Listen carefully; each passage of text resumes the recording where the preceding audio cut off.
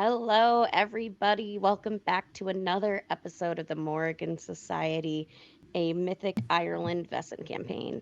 I am so excited to be diving into this incredible world. I am your resident nerd on wheels, Mary, and I am so excited to be GMing this game. But before we get into everything, and as well as a recap of what happened last time, we're going to go around quick and do introductions, starting with our guest, our special guest, Vivi. Hi, I'm Vivi, and tonight I'm bringing back Venna Free Seal from our mini campaign in December. And then you can popcorn it to someone else. All right, Mr. Williams. Hi, I'm Steve, tall halfling on the socials, but around here, I'm Mr. Williams, the butler. If there's anything you need, and we'll hop over to Violet. Hi everyone, Crimson Soul here. Normally Cyberpunk VTuber, today here to be Violet Eklund. A kind of keeps to herself, kind of very bad at talking to other people. Investigator here with her big dog Ian, and excited to see what happens here. And I will pass the phone over to Celadonna. Hi, this is Ran, she, her pronouns. You can find me on socials as Burdick Inspiration or Rhino Wriggler. Here to be Celadonna, the physical embodiment of Scytherism. And I'm so excited to have all these incredible players here. Special announcement, this is a horror game. And as such, we are dealing with folklore, mystical creatures, and those can touch on some dark topics. Specifically for this game, we're talking about uh, possible content warnings being death, grief, body horror, psychological horror, hauntings, uh, ghosts and the paranormal, occultism, and government oppression, and general witch hunting. If these kind of topics are something that is not comfortable for you to watch, that is okay. We have some other amazing shows going on, as well as the VODs. You can head over to YouTube at the Nerds with Dice to watch some of the VODs if this is not something that is comfortable for you to watch. But we would love to have you, but protect your mental health. As we dive into it, Vestin is a game of a world similar to our own, except creatures from folklore are not just stories. They are real and they live among us.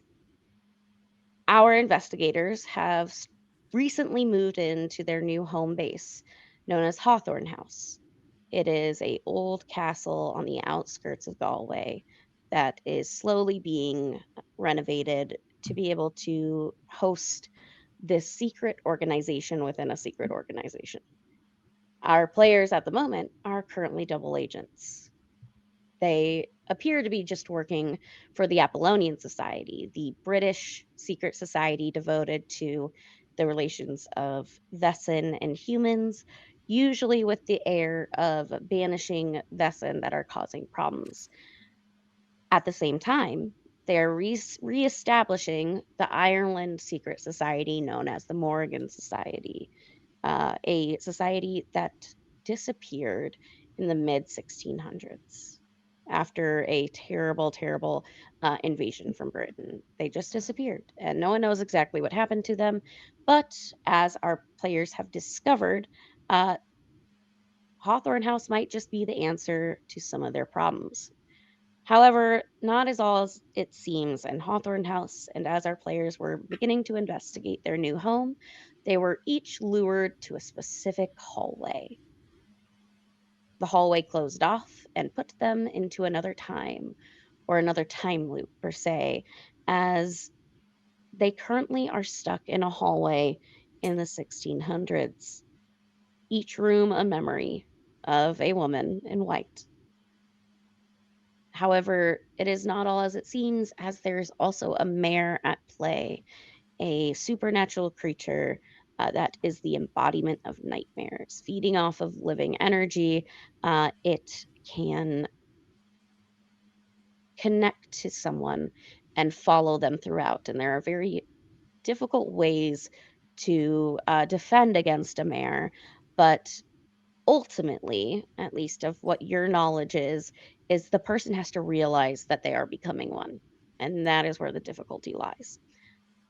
We left off in a room, specifically in this hallway. There are 3 rooms on either side, 6 rooms in total, and you were in the first room to the right. You were all investigating this room. Violet was pulling apart, trying to find weird items. You found a journal. And as the mayor began to appear, Celadonna attempted to try and do one of the not so well-known solutions to being haunted by a mayor, which is to propose marriage, to basically make yourself the person they are devoted to, so they will not try and slowly drain your life force. However, Delilah was not going to let that happen and got in the way as the mare began to charge at Celadonna, causing both Delilah and the mare to be turned into a gray miasma mist that quickly flees past all of you down the hallway and through the door at the very end of the hallway. Mr. Williams, Celadonna, and Violet are all standing alone in this room as this memory just keeps replaying over and over and over. This time, the mare that you did see that was returning to the body just uh, is a shadow of itself. It's not the actual being. How are you reacting to this, Mr. Williams?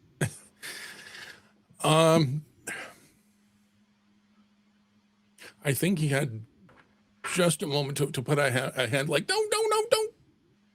And then it was so fast. He stumbles back against the door if it's closed, the wall otherwise, and slides all the way down to the floor and is just staring at where Delilah was a moment ago, and bumbling to himself and under his breath.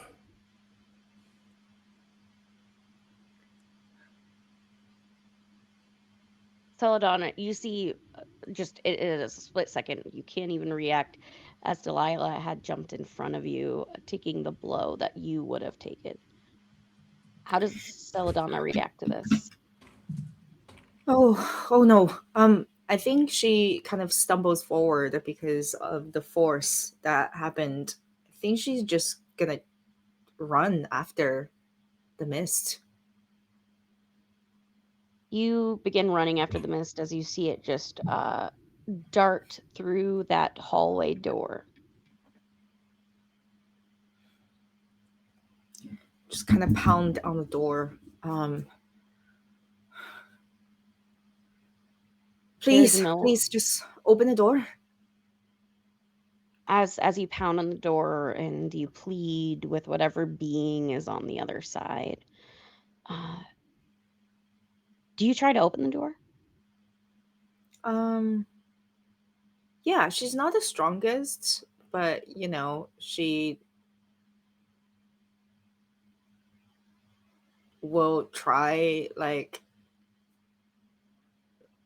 the most effort she can exert to try to like slam into the door to try to get it open. You pull the door open and then it opens like a regular door. There's no force holding it shut. And what you see is the same hallway you are standing in, just continuing on the other side.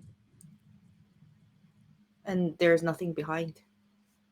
It's just the hallway. It's just the repeating hallway. I think she turns around and look at the rest and just... What? Wait a minute. It's the same hallway, and so I would literally just walk through the door to make sure that I pop in on the other side.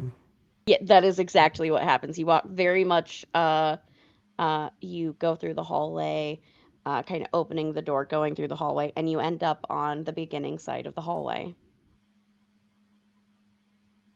I hate that. All right. So we are stuck.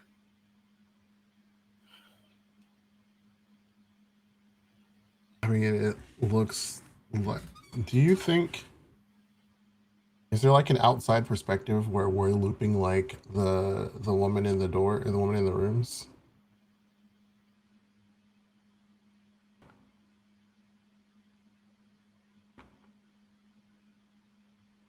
Not necessarily something you could figure out on your own right now, Hmm. but you get the sense whatever curse or magic is going on in this hallway, it is keeping you here for a reason. Hmm. That was more like an in character question to like everyone Gotcha, else, gotcha. to be like, if we're stuck in here and I'm caught in this loop as like I'm trying to walk through, I'm popping on the other side, and we're observing someone else who's in a loop. Do you think that like externally we would like, is Willie back on the other side of this, looking at all of us replay the same thing inside of this hallway from the outside? It's just the question she's kind of like posing to everyone right now.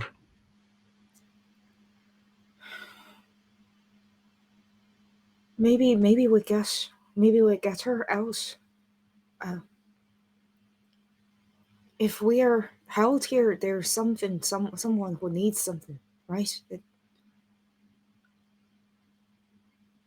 Is there any way to sense like what is needed to be done here? Um, General information that you know right now. Mm-hmm.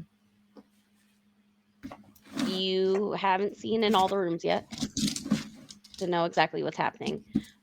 You know that when all of the weirdness started, it was a woman grabbed you by the shoulders to get your attention because she wanted out.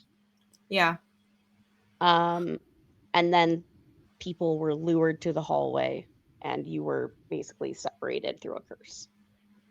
And I think Yeah. that Celadonna, with her like magical knowledge, would tell this is some sort of containment curse going on right now.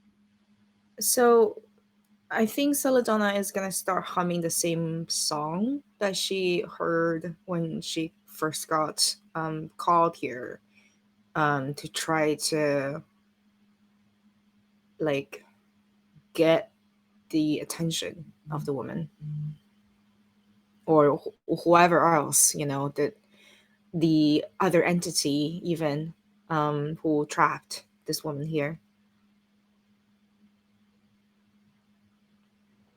As you hum this tune, Venna,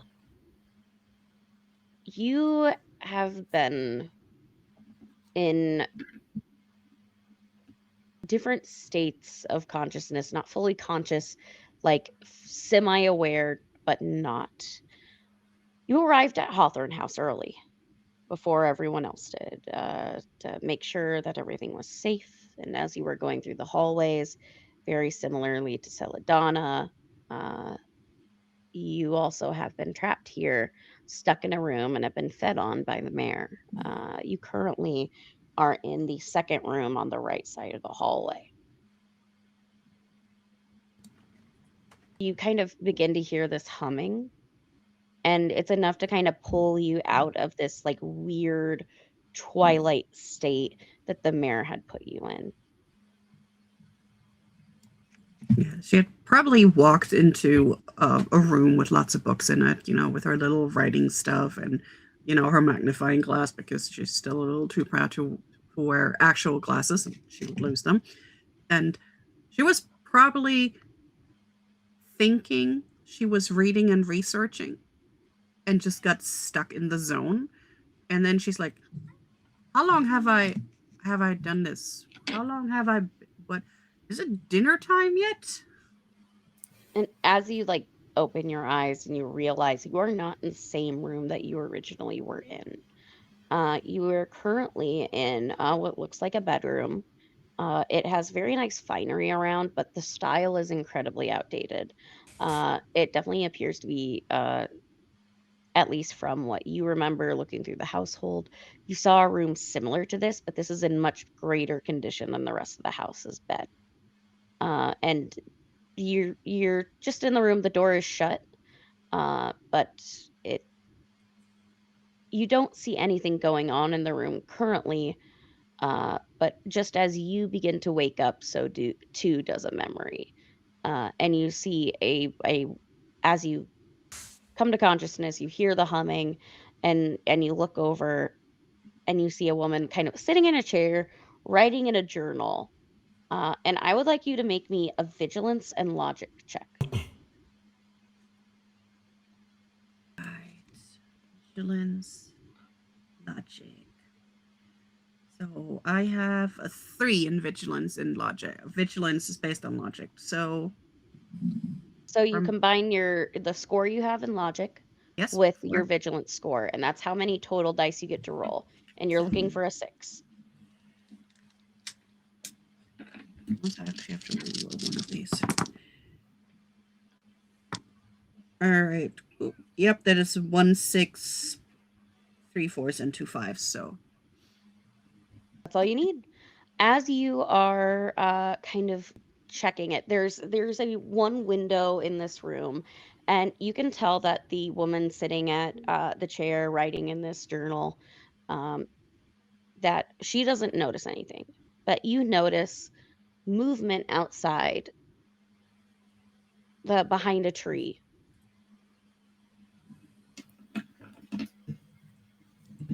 is it like 4-legged or is it like taller, like 2-legged? Taller, two-legged. You see, it looks almost as though, as you're paying attention and you're watching this memory unfold, you see that there is a person. Uh, they are watching her from the tree, and you see at some point they switch out with another person. So I see them. Yeah, you see them far away, and with how, like, the memory distorts, it's as though this memory is trying to show you it further. So, like, as the window is there, is almost as though a zooming in effect happens as it's, like, changing your point of view, to see closer to the tree, and you see the individual leaves, and then you see a man standing behind it, climbing down from the original perch that he was in to switch off his watch with someone else.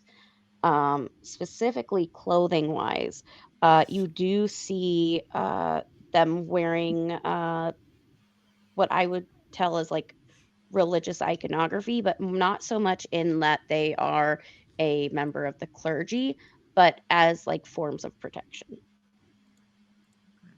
Is Do any of these two look in any way or form familiar? Like, have I seen pictures of them in the house or something? Ooh, that's a good question. Go ahead and give me a logic learning. So that's your logic plus your score in learning, and then the total of that is how many dice you roll. Okay, that is 8.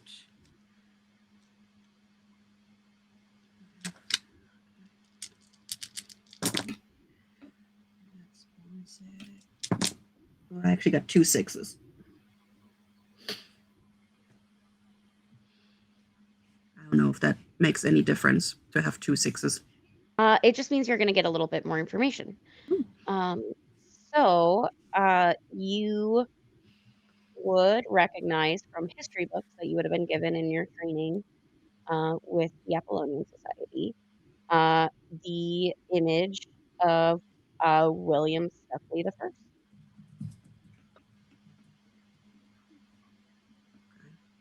And to give some information on that, William Stuckley the First was a very prominent member of the Apollonian Society, specifically after it had basically become a secret society.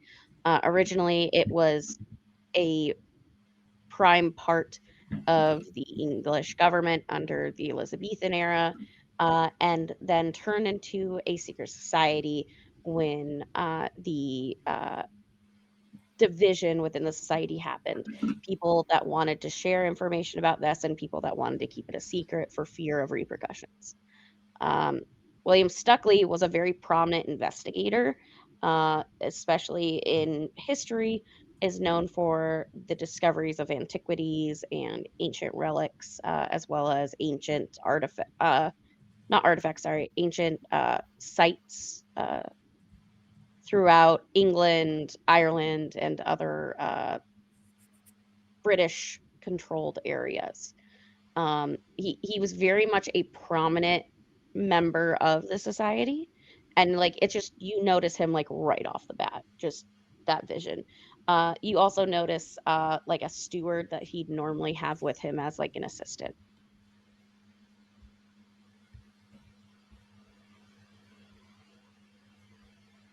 You are muted. But I still don't know who she is, right? You don't recognize her. She appears to have long dark hair, pretty pale skin, although be it pink, and you see that she has like a variety of bruises that almost look as though she has been like running through a forest. But you are awake. You're a little like groggy, Mhm. but you can feel free to move. You feel kind of stiff as you begin to wake up, and she doesn't notice you at all.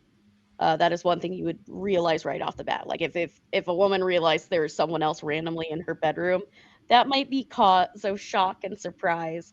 But it is almost as though when she does look up from her journal, she is looking through you, not at you. So then I would look down and see, are my feet actually on the ground, like physically on the ground, right? And then the first thing she's going to do is she's going to try and touch some of the furniture that looks newer than it's supposed to be, and see if she can feel it, or if it's like, basically, is she there in person, or is she there as like astral projection? As you begin to touch some of the furniture in the room, you can physically touch it. You can physically move it. It seems like when you move something, there is a shadow of a representation of it being there. But you can physically move anything. You are physically in this hallway. And as you're seeing this memory, like you've seen one full rotation of the memory so far, and it just continues to replay over and over as you are within the room. Your feet are on the ground. Everything you feel is like palpable and touchable. Like you can move the jewelry box to see the jewelry inside. You can open the armoire to see the clothes. And it appears like if you would move anything out of the original place it was in, there's a shadow of where it was as the memory repeats, sort of as a way of uh, not creating paradox. So she will try and step behind the chair of the lady and try and read what she's writing in her journal. See if she can get a better idea who this is and why she got stuck here. So as Venna kind of like approaches and looks behind, kind of standing behind the woman as she's writing in the journal, you can see some of what she's writing. And she appears to be, you can tell like the outside has vague imagery of what you would know to be the sigil of the original Morrigan Society from way, way, way back. Um, in it, she's writing basically of her weird dreams of flying through the air in the forest, of in her eyes, she saw it as though she was flying to find warmth and comfort and arrived at a house. And when she was at that house, she climbed into bed and took a nap in this dream. But she was just hungry. But if she stayed near a person, that hunger subsided. And then in the morning, she remembered uh, as this dream continues, she transcribes uh, that she remembers flying through the forest again, hovering over her body and landing back in it. And then she woke up from the dream. As she's reading that, Venna is doing things where she's like, "Huh, really? You flew somewhere and you took somebody's life force? Huh? But then why did you fly back into your body? Huh?" And then she's going to try and see if she remembers any creatures that she might have heard of or read about. See if she can put this puzzle together. 100%. Go ahead and roll another logic learning check. 6 of them. As much as I love these gloves, rolling is hard. Alright,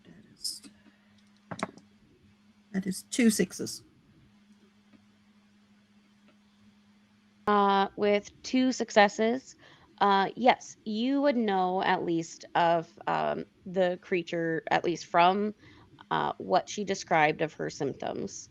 And it seems like the book writer is trying to get her to acknowledge that these symptoms might actually be occurring uh, in reality, not just in a dream. That this very much describes a mare. A mare is a creature not normally linked to Ireland. It's usually found in Scandinavia. That are women that have a longing or a real want. Sometimes they can be cursed into this, but it is basically where they slowly are turning into like a uh, demonic like entity that feeds off of people. It is where the origination of nightmare comes from. Their actual souls and spirits will hover out of their bodies at night. They will go to separate locations and sit on the chest of someone and feed off their energy until morning, causing horrible, horrible dreams.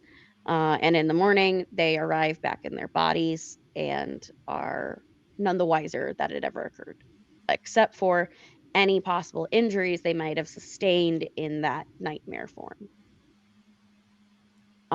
You would also know that the safest way to help someone through becoming a mayor, because it is a process. It's not something that just occurs. They slowly will turn into this until only the mayor is left and the person is not.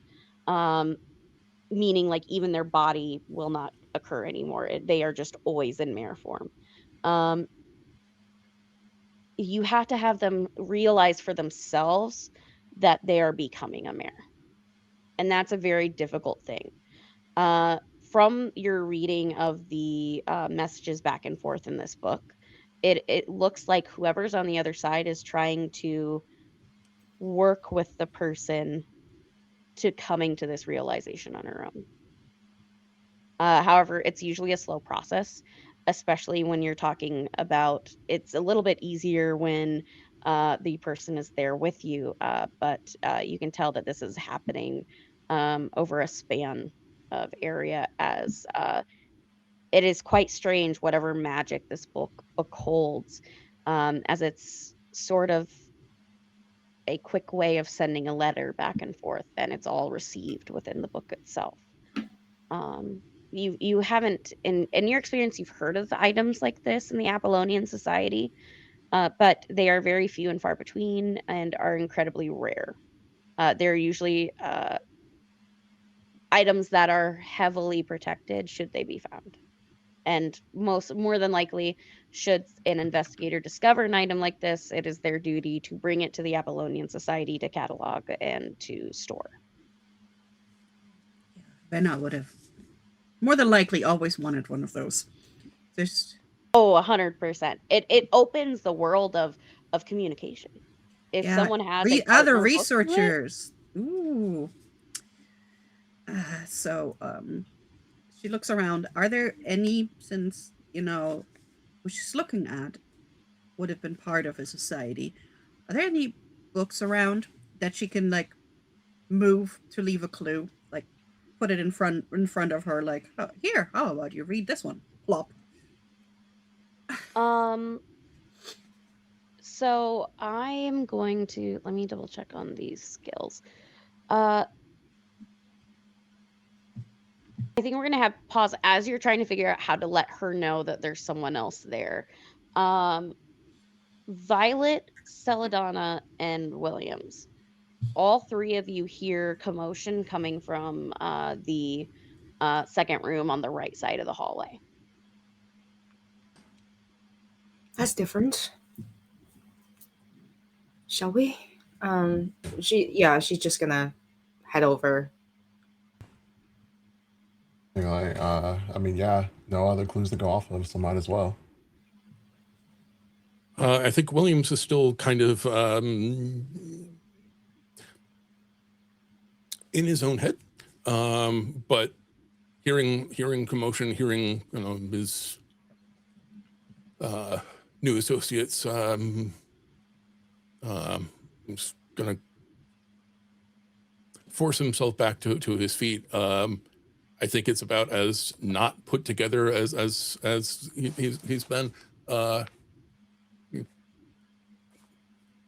Come on. There we go. And he's gonna stand and steady himself and come out to see what is going on. Mr. Williams, Delilah is going to be fine. She takes care of herself. Well, she takes care of the others too. Sometimes in a way that the others doesn't want to be taken care of, if you know what I mean.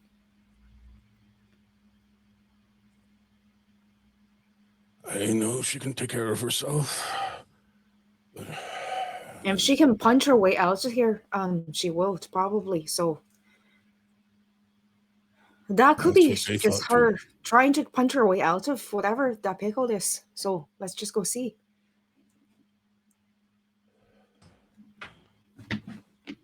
Not gonna let this happen again, and he's following behind. As you all enter the room, and for Venna,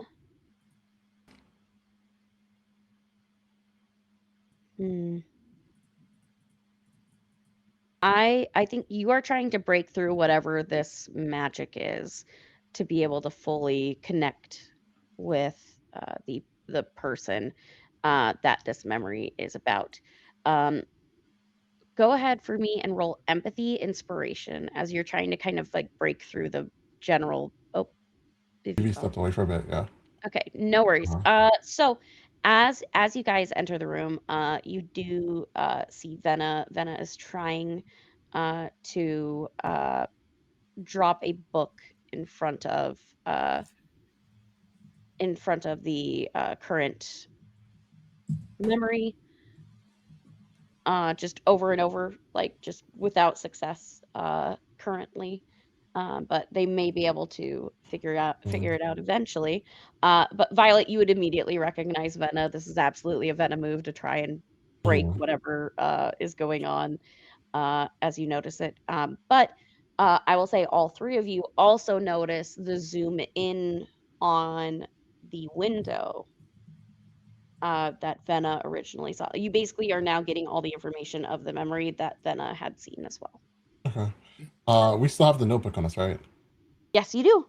Cool. If I can grab it real quick, I'm gonna start just like asking it a couple of questions. 100%. Cool. And so, and seeing Vina here in the break while we're just kind of like waiting for her to figure out what's going on here, I'm just gonna ask the book, does it know where Delilah went?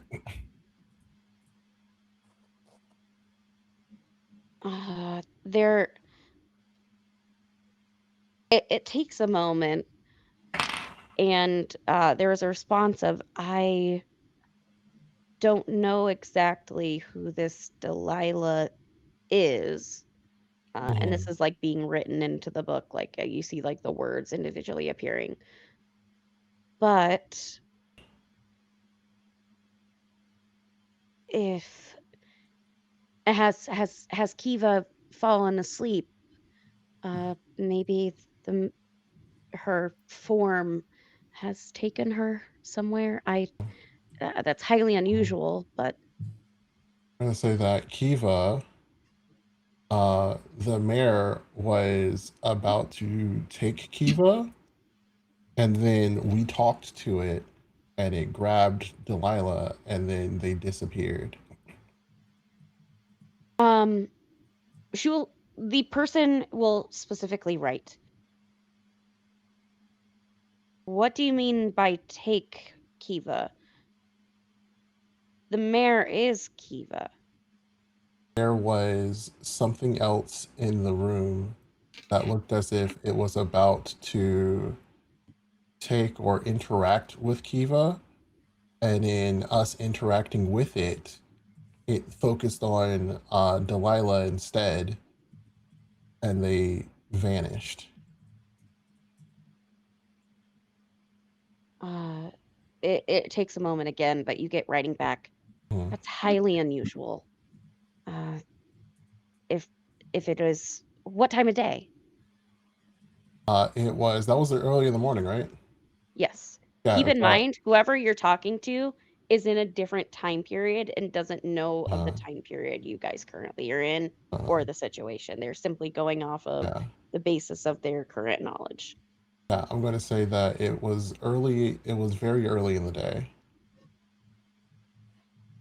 Oh, well, the mayor returns to the original body. Uh,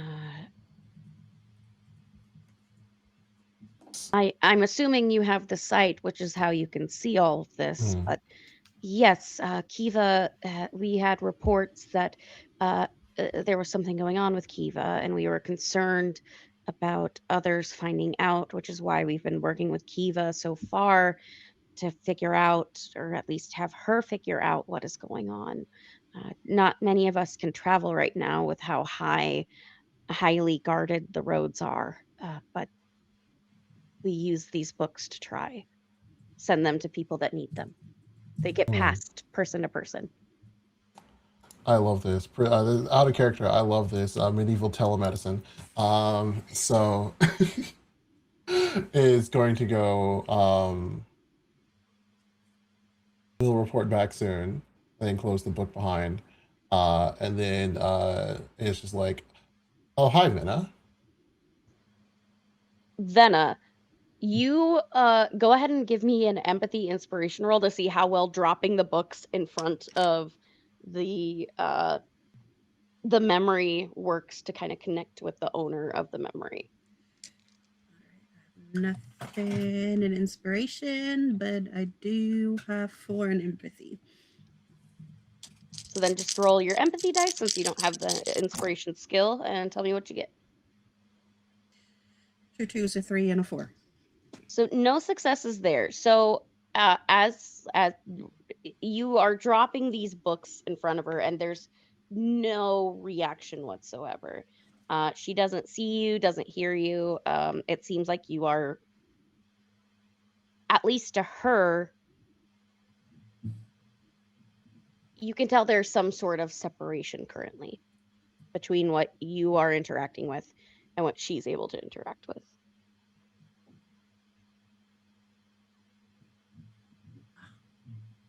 Trying very hard not to curse. Very clearly, you can see it in her face where she's like, that would have been too easy. That would have been too easy. And then she's frustrated and she picks up the books again and she slams them down even harder, like, oh! You could always try hitting her. Now that would be too much. It would probably also be effective. It's just like, it's the, oh, yeah. Yeah. I know. I remember this feeling. Yes, I remember this feeling. And Hey, then buddy. she's like, can we try and figure out another way to make her realize that she's a mayor without smacking her in the book? Through generations that might not even hit. I'm sorry. Miss Violet, who's your friend here? I'm gonna go. Oh, this is Venna. She's another member of the Apollonian Society. We've worked together. Worked together several times before. Nice to make your acquaintance. Likewise. Yeah. We found ourselves here. I'm guessing a little bit after you. We didn't know that there was anyone else who was stuck in here. Well, I went into a room. And there were some books. I started to do some research, and the next thing I know, I am here. And 5 minutes later, you showed up. Cool. So I think it's been a little longer than 5 minutes. Do you know what today's date is? And she will give him the date that, Mm. and then Mary will Okay. tell us how long it's been. Um, Why she felt so stiff. it's been at least like 3 or 4 days since that. Mm. You guys would have moved it about like a day or so ago. So Venna would have arrived a few days before that. Mm. No wonder my joints were hurting. No wonder. Seems so interesting too. No, I can't remember what I was researching. However, now that we're stuck here, we need to figure out how to make this woman. What was her name again? Kiva Kiva. is, well, I guess you would have seen her name written in the journal. So yes, Yeah. her name is Kiva. So Kiva here has to realize that she's a mare, but she lives decades ago. Mm-hmm. So we need her to realize she's a mare. I kind of tried to put these books in front of her to see if she can then look at these books and realize that, but I'm guessing that did not work for me. So, and I pull out the book that I have right now. So, funny thing, this seems to be attached to the time period that we're stuck in, but it doesn't affect the memory. And I'm guessing that's the same book that I have been watching her write in. Mm-hmm. So she will like automatically just like reach for the book and be like, that Grab is what she that is what she has been writing on. I've been watching her in this memory write in this. Mm-hmm. How is it that there's somebody still answering to the book from decades, 100 years ago? Who knows? So, I think what's happening is that every time we grab something, it exists in the memory, but it exists here at the same time. Huh. And she will try and see how far back she can read and see, first off, she got to double check what Violet wrote because you never know. It's like, nothing too intense. I just asked a couple of questions. I figure at some point I can tell her to bury a pot of gold somewhere and I can pick it up in a couple of years, but that's closer towards once we find our way out the door. Yeah, and you're not going to give her any gambling tips or stuff like that, all right? We're not going to break the time continuum here. I mean, we can help each other out. Like, we're all investigators. No. No, ma'am. No. And she's just going to try and look for some clues on who is on the other side. Absolutely. You begin like rifling through the journal to see what has previously been written.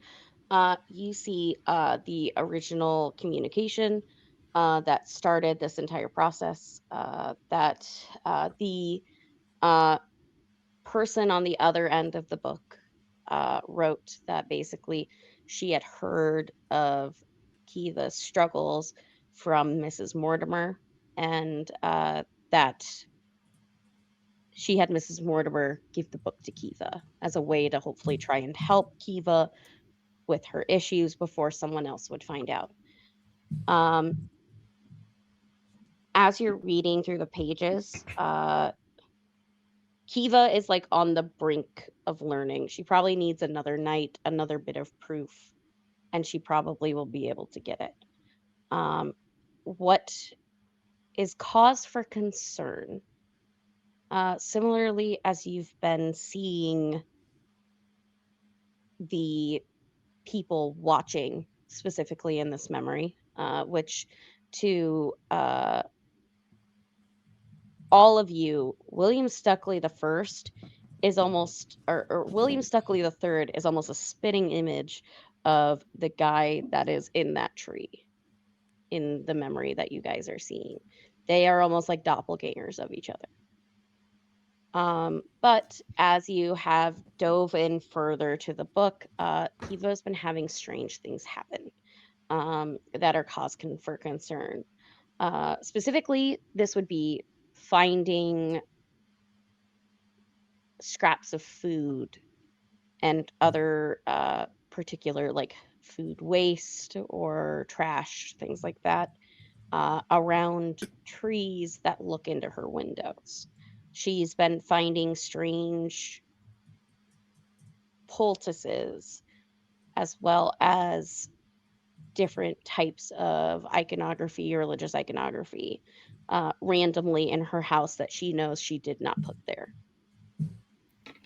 Someone has been coming into her house without her knowledge, and it is very much a terrifying thing that she's been having to deal with. The person on the other end seems suspicious of this as well, but is not trying to let on uh, to add more cause for worry. But that is kind of like from like cursory looking through it, just flipping through the pages quickly of what you're able to pick up. Question: do we recognize the name Mrs. Mortimer? You would. The Mortimer family were English lords that moved here around the 1600s, sort of when you had English Protestants moving to Ireland as a way of like a system of control, as it were. But the Mortimer family were well-known supporters of different Irish revolutionary efforts that were also strangely went missing in the late 1600s, early 1700s.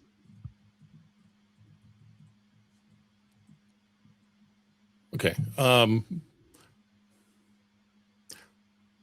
And forgive me, I am blanking on when all the stuff with Kiva is happening. Are they in the same era, or are we Same dealing with era. 3 different time periods here? We're dealing with your current time in the 1650s currently. The Mortimers were to have just moved here. What you would know, to elaborate on this a little bit further, Apollonian society wise, there's the grand knowledge of the Mortimer family assisted in Irish revolutionary efforts and mysteriously disappeared in the late 1600s. The time period that these memories are currently in are the 1650s. You all would know that this was a pretty tumultuous period in the Apollonian Society. It was a time where William Stuckley the First started making a name for himself by finding strange sites, ancient historical sites, artifacts, the like, and slowly made his name in the Apollonian Society until he eventually became voted in as an elder. But if you would like to, just because you have a very big connection to the 5 families, Williams, go ahead and make me a logic learning check to like remember some of the Apollonian history further than like the general information. That's a 6, a 2, and a 6. 2 successes. No, That's great. sorry, that's a 6 and a 2. I lose one die from a condition. There. So that's 1 success, which is all you need. You remember, William Stuckley had traveled many different places, and he had a almost a fixation on Druidism, which is why he spent so much time in Ireland. A lot of his findings of strange artifacts were mostly in one of the 4 nations, Ireland, Wales, or Scotland. And he discovered a lot of things, but there was information on whether those discoveries were true or whether those were things that he assumed and took from other people. Specifically, you would know that he had run-ins with the Mortimer family, that they were always head to head. Okay. Would the Apollonian Society or the Galway Society have existed at that Yep. period? So the Apollonian Society was originated during the Elizabethan era in the 1400s. The Morrigan Society, your earliest records of them were pre-British control. So this would be like they were around uh, 400 to 500 years before British society ever occurred. Okay. Sorry, I'm trying to gather information and not trying to monopolize, but one last question. Is there a traditional, like, I don't know, logo, symbol, something of either or both organizations that we might potentially like draw in the notebook to be able to say, hey, we're on the same team, you know, you can trust us with anything you're holding back? Absolutely, there is. And with your logic learning success, you would know that in the 1600s, the Apollonian Society would have used the image of the Tudor rose as a symbol for the current society, whereas the Morrigan Society had the symbols of ravens. Ravens were the sacred birds that were trained, and they used quite often to deliver messages as well as enchantments, all kinds of fun stuff. But the symbol of the raven, which actually from there's not a lot that the Apollonian Society would have shared with you, but from what William Stuckley III was able to find, the symbol that's on the front of this notebook is the same as the one scrap he was able to find in a history book while he was trying to figure out where to set up the home base and choosing Hawthorne House. Okay. I'm going to share that with the rest of the group. Hopefully somebody is a halfway decent artist. Visual arts are not one of my skills. Well, after whoever we're gonna let do that, there's probably a stylized version that we know that doesn't take too much effort, but maybe we should ask why Mr. Pompous III might be outside Kiva's window looking in. Well, I mean, that would be William Stuckley the First, but also I don't know if that would be William Stuckley the First. We're in the 1650s right now, and our boy is Will Stuckley the Third. Yeah, That's he looks just like him. Maybe that's an ancestor. Maybe, but he looks yeah, but spitting image. that's 250 years for two Stuckleys. Maybe that's the original one then. So as far as like naming convention goes, uh, whenever you add the third, it's the exact same name as the prior person. So in English families, yeah, it could take 200 years to get to a third. It just depends. It's weird naming conventions. Okay. Uh, but from at least what you would understand, William Stuckley the First is one of his ancestors. There is a lot of infamy surrounding William Stuckley the First because of his belief in the occult, which is why the Stuckley family tried to stay away from him until current ages. Okay. Maybe I we was gonna say should that ask sounds like a about the first vested. one. Yeah, it's probably the first one. Yeah, I was gonna say that sounds like a Vestin at that point if they've been alive for 250 years. Yeah. It Okay. could Cool. be. Who Um, knows? We'll who find knows? out. Right. So maybe with the first the raven, and then why Hmm. would I swear I cannot remember his name for all that my brain is trying. In my brain, he's called Mr. Pompous the First. Why would he be outside, her window looking in? Do they know each other? So first, communicating the symbol. Um, they send a symbol with a reply that the from your understanding of Irish mythology, the Morrigan had two ravens. The raven that you sent was the first raven. The second raven completes the image. Knowing that you all are on the same team, she is much more forthcoming with answers that aren't as much as like, "Oh, I'm just trying to help her." Um, but secondly, what was the other, just so it's fresh in my mind, what was the other thing you wanted to send? If Mr. Pompous the First would know Kiva, and why would he be outside the window watching her? Huge draw of concern for whoever's on the other end of the book. We'd be concerned too. Big concern. But you see written back to you is, this is very bad if William Stuckley is there, because at this point he's not even a first. They just know him as William Yeah. Stuckley. Mhm. If he is there, our timetable is significantly limited. If she basically will respond in saying that once Stuckley shows up, things end up very badly. He is a bit of an enforcer for the Apollonian Society, and has been behind some of the greatest losses that the Morrigan Society has had.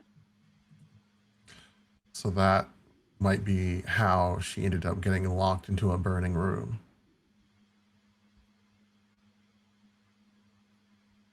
Cool. Um, I so I'm like calling this shot. I'm not planning on doing it right now. But in a very like gonna be like, hey, he's going to try to burn her alive. Like in the book. Probably like when no one's really like paying attention, I'm gonna throw that in there, timeline be damned. And but that's something that I've held on to, and that I'll remember to say when we're not actively trying to figure out what's going on. So cool.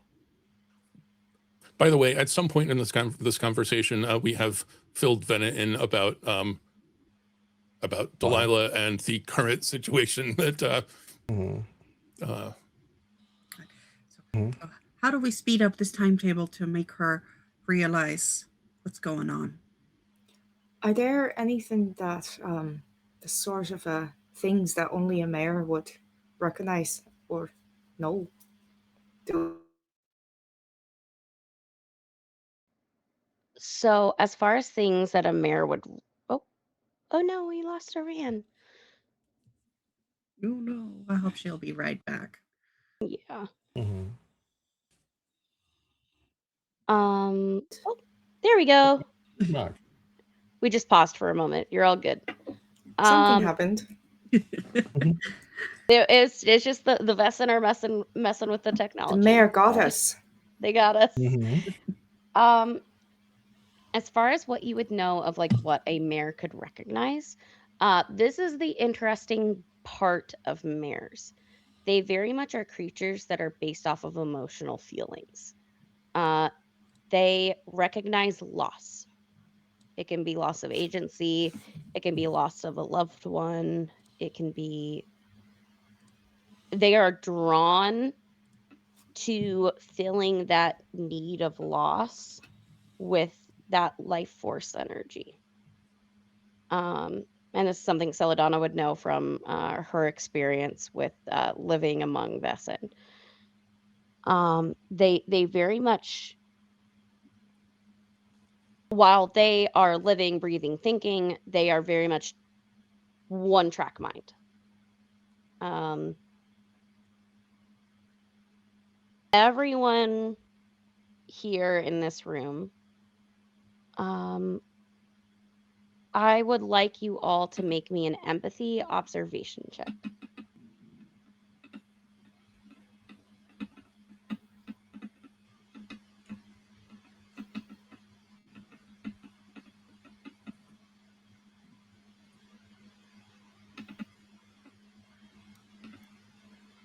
That is 3 successes. Fat lot of nothing. 1.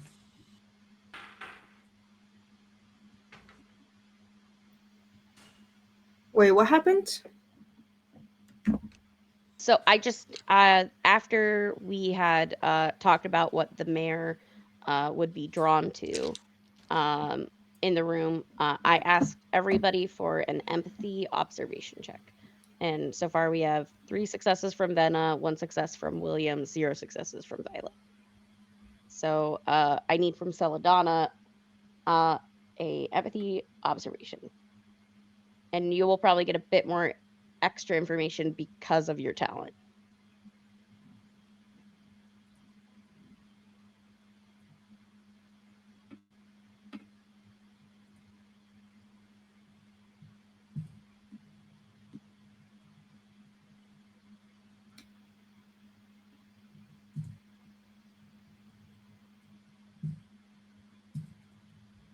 And just let me know what you get when you roll it, Celadonna.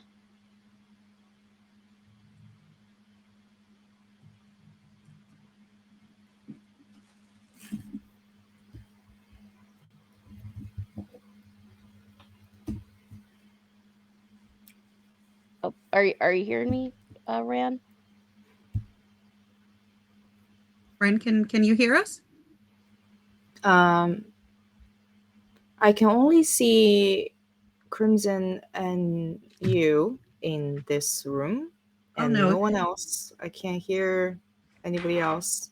The mayor has gotten us. Would you mind refreshing? Coming Okay. straight back in. Mhm. Thank you. We're gonna tricksy the mayor. Yes, kitty cat. Look who's visiting. It's the stream cat. Is Timmy. Baby kitty. Timmy is like, what do you mean you're talking to other people and not loving on me? Yes, I love you too. How dare? Yes. Also, I have some white fur and you're dressed in black. It's like, you know what? I am a tabby. You're wearing white and black. I got fur for both colors. Yep. But then now is the time where I would normally be upstairs in my bed reading. So he's like, where are you? Where's my snuggle pillow? Hi, I'm back. Somehow all of you disappeared after I asked, "What do I know about the mayor?" And Oh, then no. the mayor got me immediately. Can you hear us all now? Yes. Perfect. Mhm. So I said that basically a mayor is a creature that is drawn by feeling. So, and mostly it is a feeling of loss. They are trying to replace that feeling of loss with the life energy that they drain. They are not very. They don't have the same logic and reasoning that we do because they are just a creature of need. Um, Is so it sorry, go for it. right? Is it possible to remind them of this feeling of loss? Is it possible to because Celadonna isn't a stranger to the feeling of loss herself. So is it possible to somehow reach out and open up and be vulnerable and just like essentially she's gonna think about her own feeling of loss and try to attract the attention of this mayor. This is going to work well. When you disappeared, I had everybody roll an empathy observation check for Okay. something. You opening this up, and because you have the medium talent, Right. you also will be noticing a little bit more. You'll need less successes to notice what everyone else will be able to notice. You Okay. need Should at I least also one roll? success to get max info. Okay. That is. We got 2 6s. Yeah, just 2. Okay, perfect. So, Violet, you are very distracted in writing messages in the book that can break the time continuum. You know, we're gonna say that the reason why I didn't get it is because I'm directly writing this right now. Like I'm doing it while everyone else is distracted. I'm like in Perfect. the book, hey, William Stuckley is going to burn her alive. Perfect. For Williams, you got 1 success, you get basic information.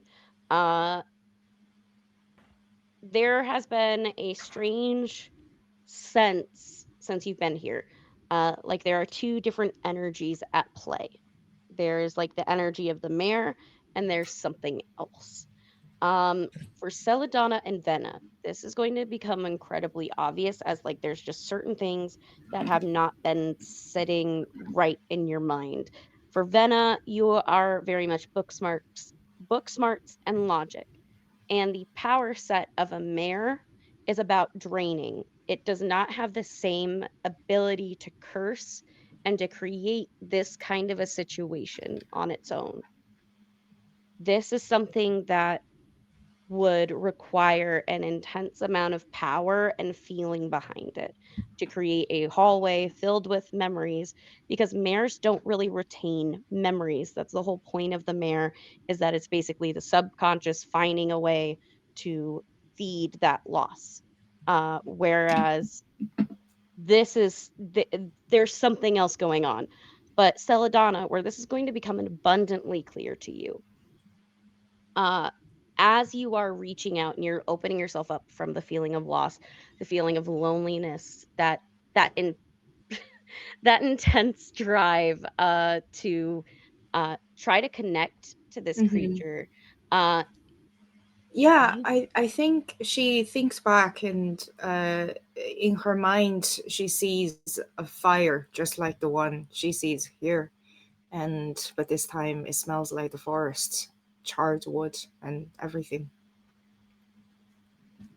you begin like with your own feelings, your own memories of that horrific event that both of you have shared in different ways.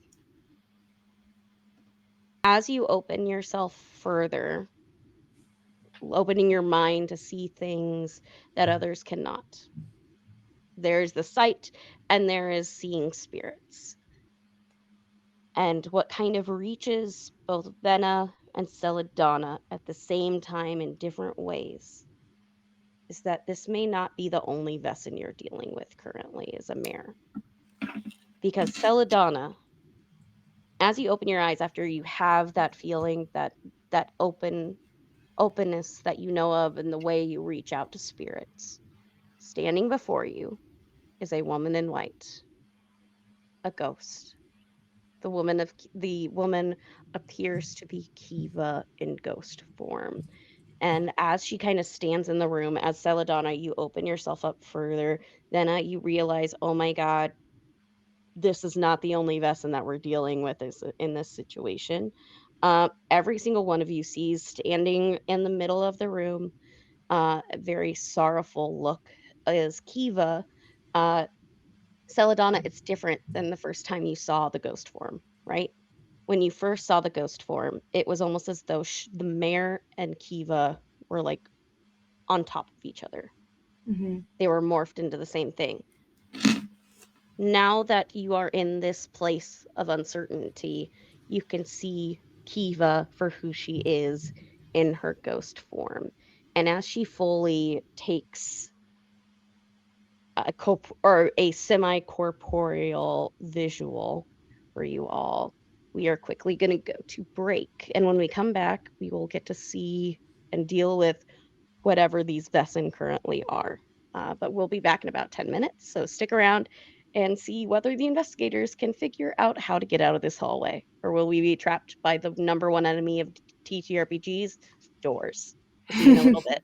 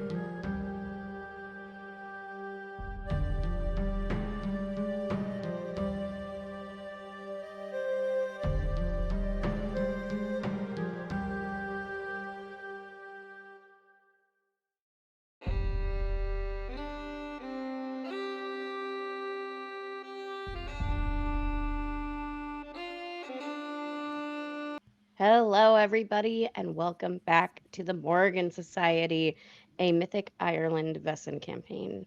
I'm super excited to dive back into the story as we left off with Celadonna opening up her medium abilities and summoning the ghost of Kiva.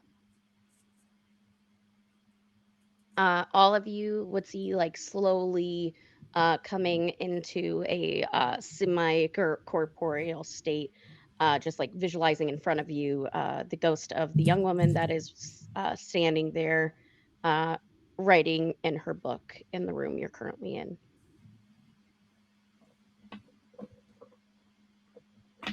None of us has any idea that the time continuum was just broken.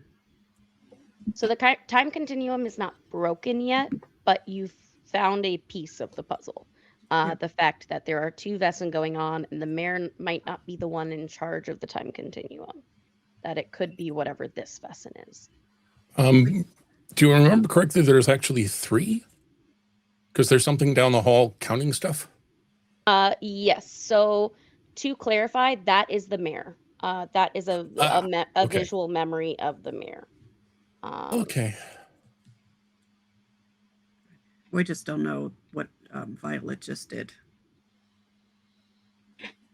And So Violet wrote in the book that Kiva will be burned that night. So I know that. Whatever that's gonna have. But Venna doesn't know that yet because that None of you know that yet. no, because then there will be yelling, loud yelling. What we didn't know is that Violet's middle name is Cassandra. Ooh. Okay, that is now Love the absolutely Greek canon. mythology note. Celadonna, before you and Venna and Williams, you see this apparition of Kiva. And she's standing there, kind of taking in the situation, looking through. She's noticed you all, but she's very meek and quiet, almost like shocked that you all can see her. It's that that moment of, wait, you can see me? What? There's some I shock think and awe in her face as she is standing before you.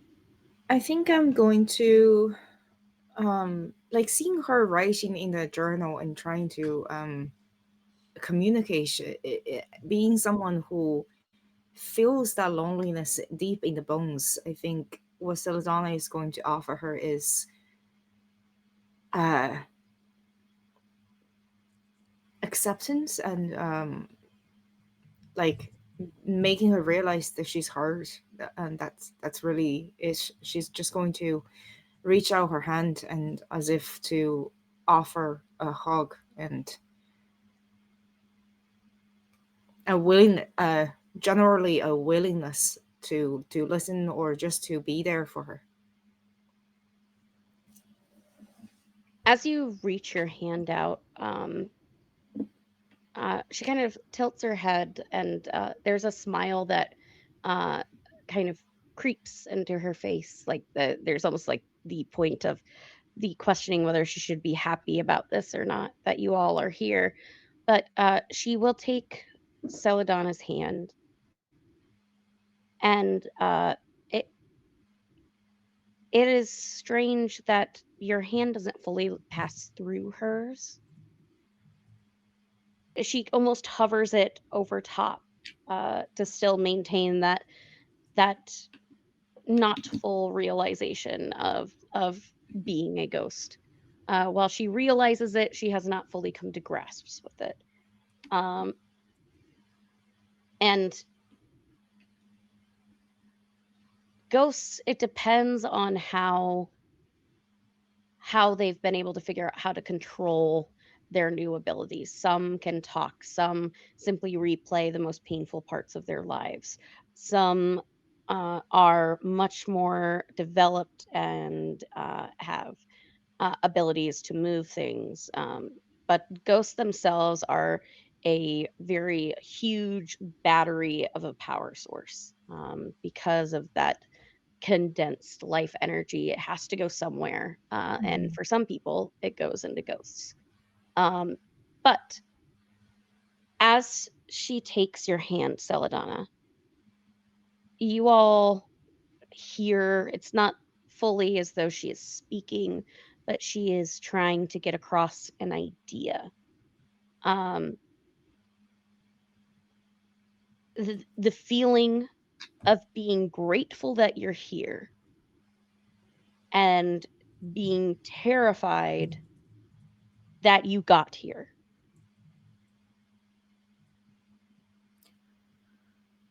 I'm here, and all of us are here, and it's all right. No matter what is going to happen, we're not going to leave you. For once in your life, you don't have to worry about being left behind. How does that make you feel?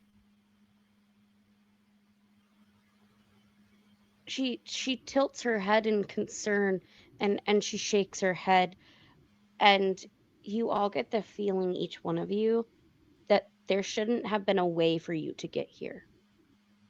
She doesn't know how you all ended up here, as though something went wrong, is what she feels. Hmm.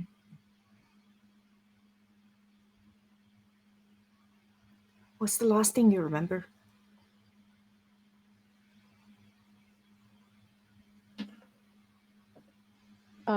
Your hand in hers, she begins to walk, although it's not so much walking as levitating, uh, out the door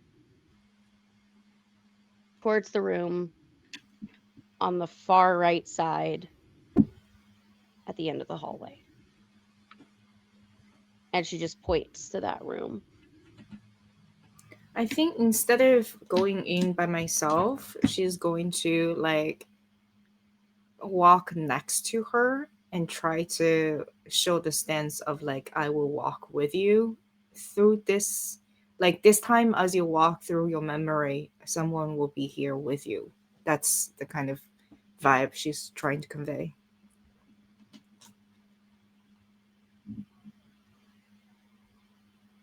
And she sees it, and there is appreciation, and she will go in if she must, but it is not something she necessarily wants to revisit. You can tell that as you now have like physically touched the ghost's hand, that Celadonna, you get the sense in her mind of her trying to keep locks in place.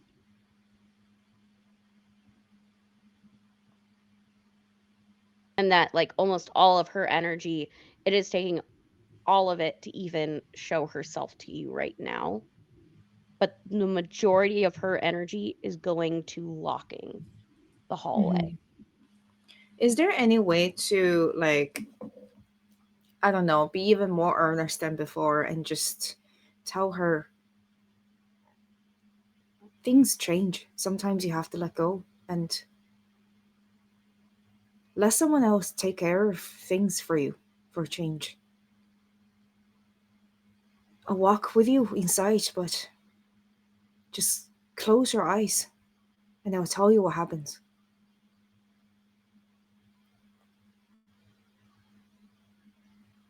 She nods. There is a look of knowing, very much of the look of someone that when they look at you, they realize that you don't have all the pieces of the puzzle, but she will follow in what you're saying, and Mm-hmm. she will go in. But there's definitely a part of her that, in order to go in there, you see the apparition of her waver more as she enters one of these memories. Is anyone else going with Celadonna to see the memory? Yeah. Unless Celadonna gives Williams a stay back kind of look. He's coming along. We're nosy in different ways. Mm-hmm. You all three enter the room. It is dark in there. You see she is well asleep, like almost too asleep. The type of sleep that is only slightly different than being knocked unconscious. And you see a poultice, a different one, Celadonna. This one seems much larger. That has been deliberately shoved near her pillow. Looks like almost newly to have been placed there. Sorry, say that again. It kind of glitched. The poultice that you found before in the first room. Mm-hmm. This one seems to be a more powerful one that has been put next to her pillow, just like very quickly shoved there. Mm-hmm. Uh, and the poultice itself is causing her to not be able to wake up. I'm gonna grab it and just um I imagine Celadonna knows how to deal with poultices. Like how to deactivate it or how to interrupt it, things like that. So she's going to do that. And me, the player, not knowing what's the appropriate way to do it, I'm not going to say the wrong thing. But she's just going to take it and shove it in her pocket after doing that. And almost like, I don't know if anybody here has seen Amelie. When Amelie is like holding the arm of the blind man and just describing all of the smells and all the things that's happening around them, Celadonna is just going to make some stuff up, the version of the story that she wants her to hear, and to overwrite what she remembers and what she fears, and maybe have this motivation to wake up. As you begin describing things, Vanna and Williams, you both begin to hear conversation happening on the other side of the door. And you are in the room, in this memory. The door is completely shut, and you hear conversation on the other side.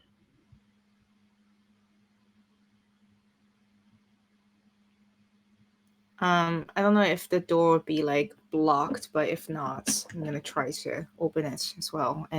But before I do that, I'll look back and just give the others a nod and say, "I think we're getting somewhere.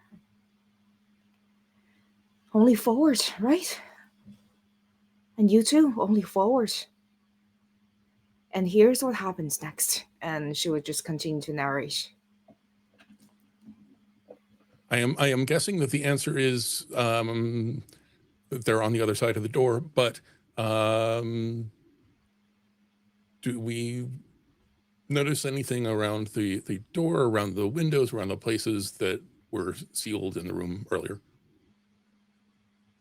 So you can tell that uh, looking on the other side of the door, you can see that when you open the door, again, to try and showcase what is seen on the other side, uh, the visual effect is as though you are looking through a keyhole. So there's darkness in the form of a keyhole, and you see the people discussing outside, and you can hear their voices. As far as like looking at the different areas that could be sealable, you can tell the seal is currently being put on Okay, uh, that's what I as was figuring. the conversation is happening. Uh, Celadonna, as you're narrating of what is going on, you see that the Kiva doesn't stir, doesn't awaken, even as you take away the poultice. And the ghost, in a comforting way, puts her hand on your shoulder attempting to communicate to you that she understands what's going to happen next, and in a way of realizing that both of their hurt in this way, that this will not be pleasant for either of them, but it is something that will occur. Mm-hmm. And I think she's just gonna stay there and sit, and just kind of squeeze her hand back, and will just say, "I know you understand, and I know what must happen, and I know that you know what's happened. I made you a promise. I'm going to stay here and stand with you, and witness, and share whatever pain you're going to receive, and I'm not going away." And she's going to just like no one's gonna be able to drag her away. She's just gonna stay here and keep her promise. To give a little recap, Violet, the ghost of Kiva had appeared before Celadonna and the crew, and has led you all to the room on the all the way at the end of the hallway on the right side. It's the room across from the mayor that seems to be counting the pieces of flax. Um, you can see that the room is dark. The woman is sleeping in the room, and now, as people began to hear conversation on the other side of the door, when the door is opened, it shows the image of, like, as though you were looking through a keyhole. Uh, the ghost is trying to communicate and is having a hard time. But what you all hear on the other side of the keyhole is from the person that is William Stuckley, to his second in command. What do you mean you didn't watch whether the mayor had appeared or not? And the other man says, I'm sorry, sir. I was trying to pay attention and it got dark and then I got sleepy."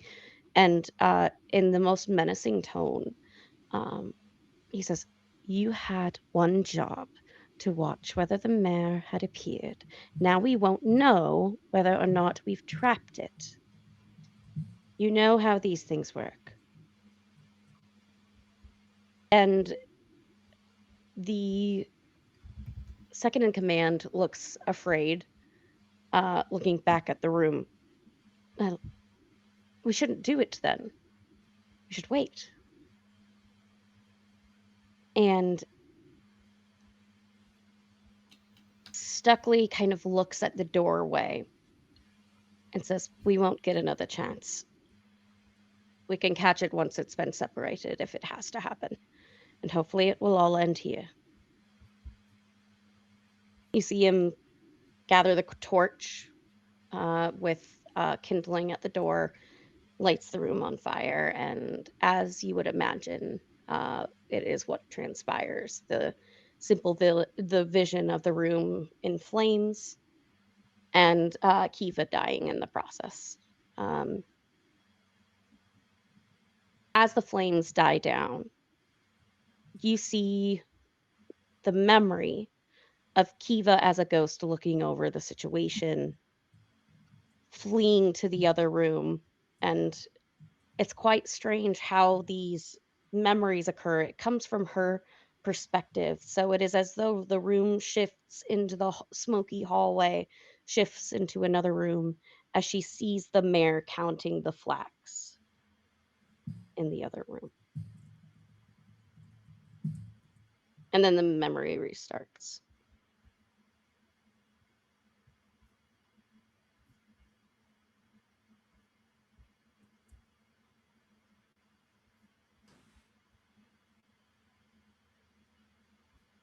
So Kiva wasn't a mare when they killed her.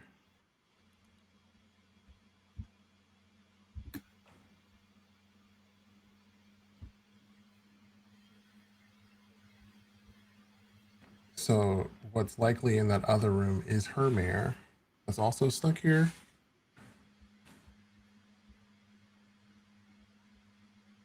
you would know that if a person's body is killed while their mare, like the mare that's basically part of their soul, is outside of their body, it Mhm. means the mare is not trapped anymore. The mare isn't trapped anymore, but the mare is effectively trapped. Something had to have trapped it, is kind of like what would Yeah. Violet would think of next. Yeah. Mhm. It's just working through that. So we're trapped here. The mayor's trapped here. Kiva's trapped here. This is more than just. This is more than just the three of us. Not the three of us, but like the three groups of us. So there. What do you all think about there being like even a fourth force at play here as the reason why everybody's trapped here at this moment? As in something larger than just making sure that Kiva is free needs to happen so that we can all leave. You did mention that the ghost is a source of energy, right? That the mayor is attracted to. So,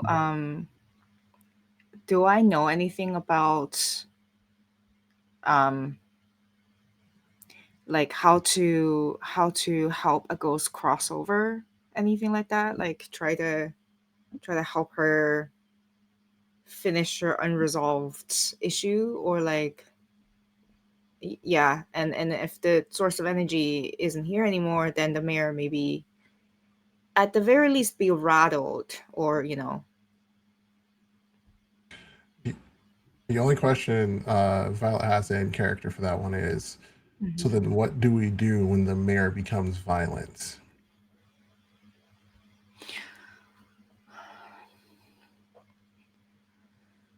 I don't William, think I don't think go I ahead and I sorry. sorry, go ahead. Oh, I was just gonna say I don't think I'm going to propose another marriage, so we should probably think of another way. Mhm.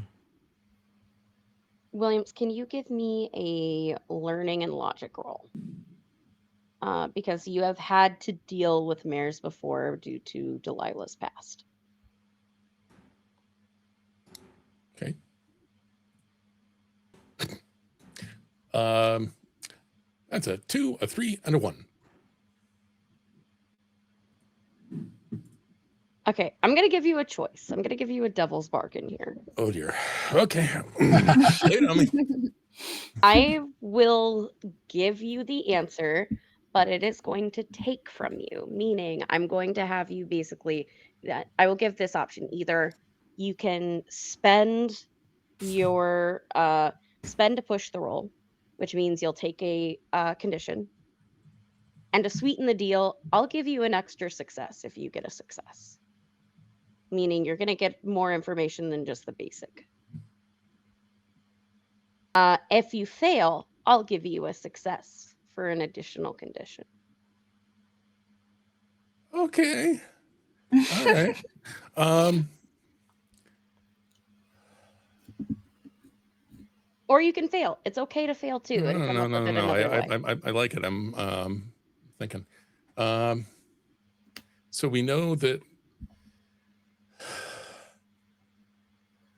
the mayor is trapped here. We know that um,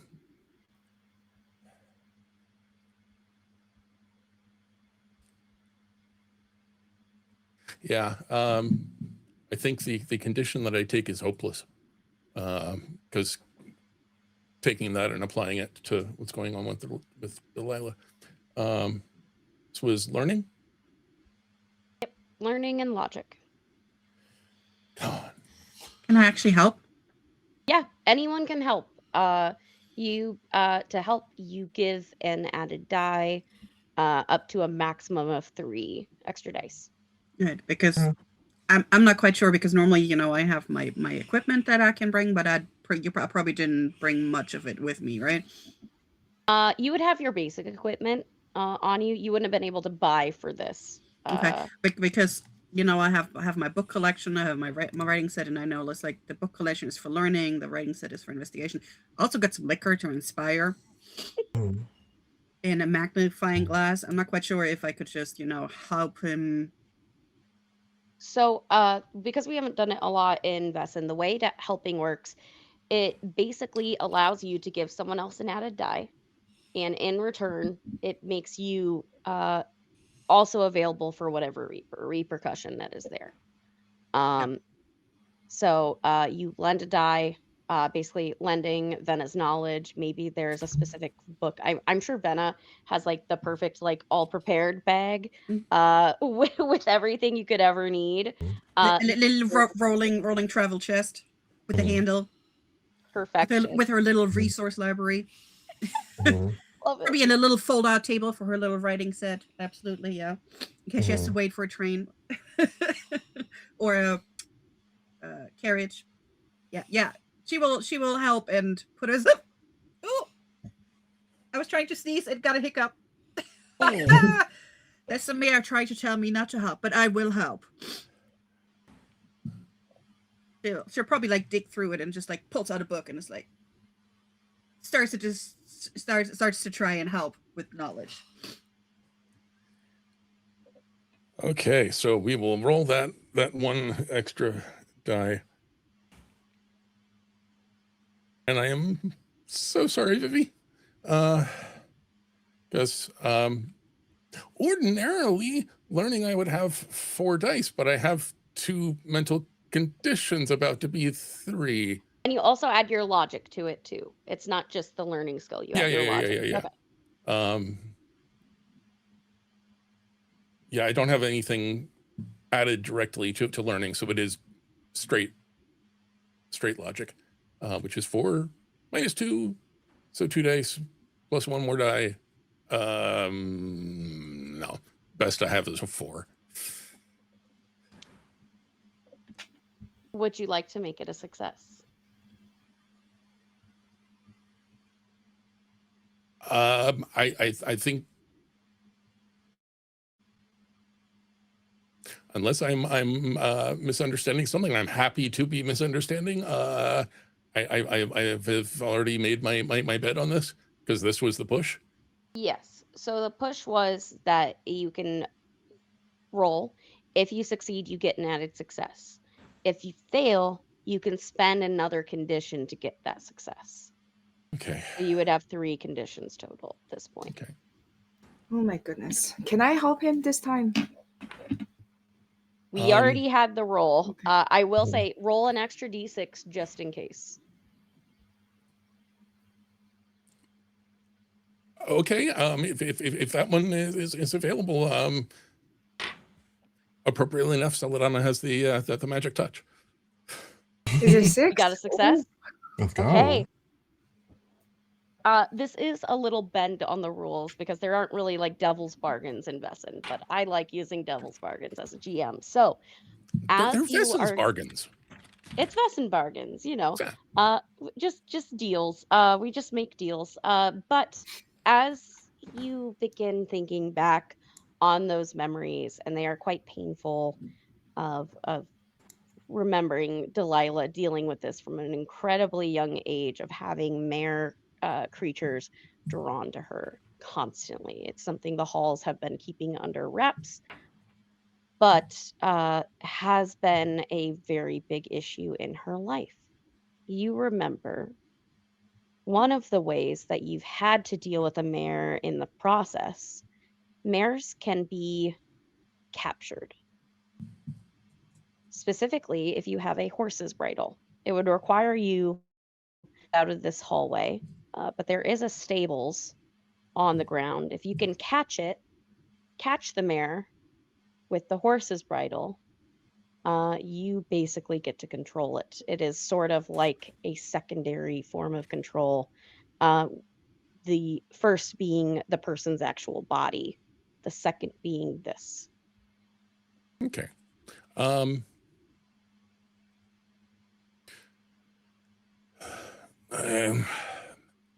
Two questions, if I might. I'm talking to the group. First, Celadonna, if you were able to talk to her, could you talk to them? in I a can much try. less friendly way. Is that worth a shot? The second thing is about the bridal, and also just kind of thinking from the other room, looking out the window, we could see the first out there, which means that whatever this is we're trapped in extends beyond the window. So maybe that's a way to get outside.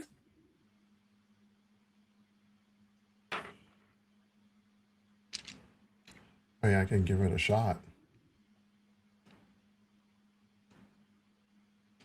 I think out of everyone here, I probably have the best chance for it. Then maybe you have to do something unexpected.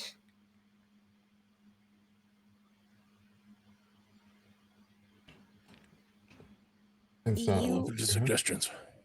As you guys are conversing about this,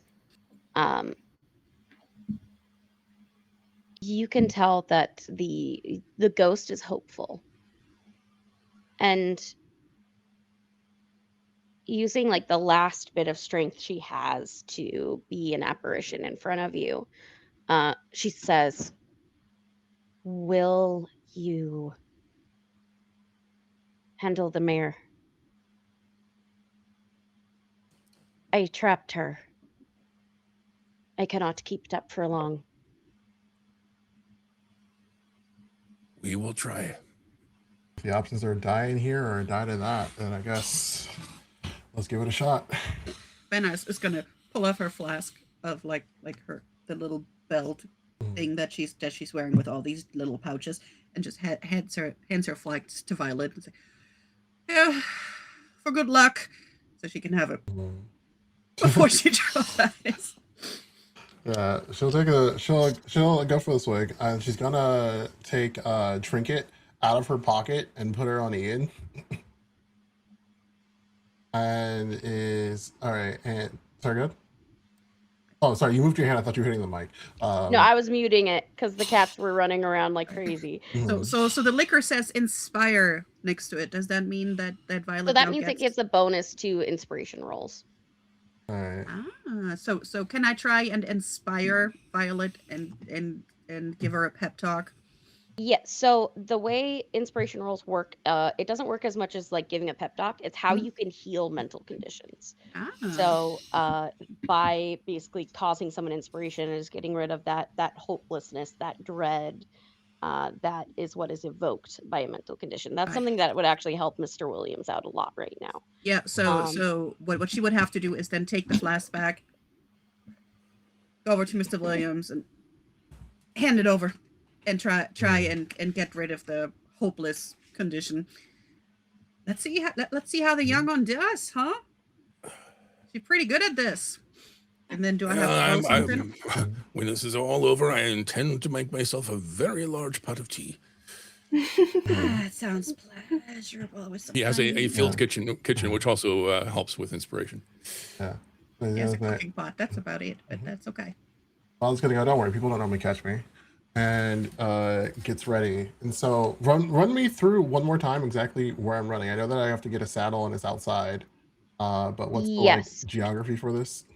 So let me describe a little bit what's going to happen.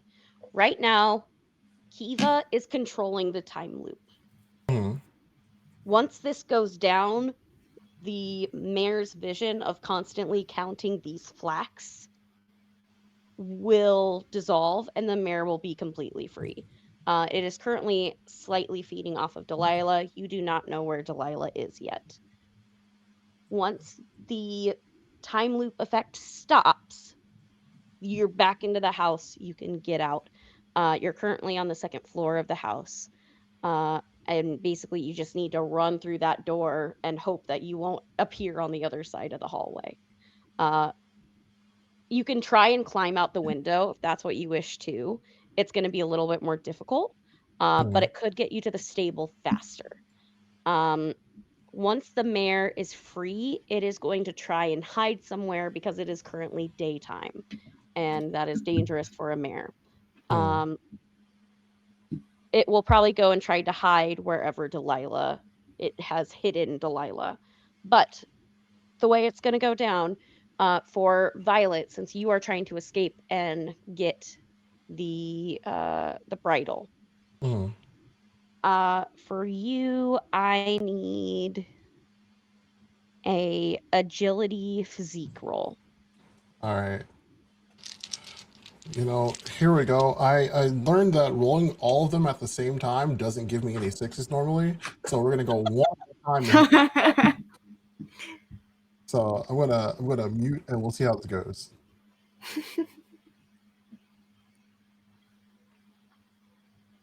As Violet is rolling, Venna, can you roll inspiration and let's see how many conditions you can alleviate for Mr. Williams? All right, inspiration. All right, so I have nothing in there, so that means just empathy. Yes, it would just be empathy, and then if you had inspiration, you'd add inspiration. Yep. So that's 4 of them. All right. So while we're sharing some alcohol, trying to cheer us up, watching the young'uns, that is 1 success. All right, so since you are inspiring by passing around the flask, and I'll open this up to anyone, there is a total of 3 conditions slots you can heal. You can divide this amongst you all. You can give it all to one person. But basically, by succeeding at an inspiration roll, it allows you to heal up to 3 conditions dispersed around amongst each person. I'm fine for the moment. I have 2. I think Venna has 1 because Williams failed the second roll. So that's 3. Yeah. Venna has 1, Celadonna has 1, if I remember right. I do? Oh yeah, thought- I do. I thought you got it Oh from yeah, that's right. Yeah, because you helped for the Devil's Bargain, so you got 1 by default. Right. Except That's that right. the Devil's Bargain eventually succeeded. But Yeah, so Venna We doesn't still have had one to from pay 1 the... to get the Devil's Bargain, so you're right. You're right. Yeah. Okay, now I'm confused. That's okay. So- Venna, you have 1 condition. Celadonna, you have 1 condition. This would be a mental condition. Just basically, because this is a souped up push roll that you were all doing, normally you do not have to spend a condition to help another player. We are basically posthumously allowing you to add a die. Normally you have to do that in the first roll. The Devil's Bargain allowed you all to be able to add a die for a condition.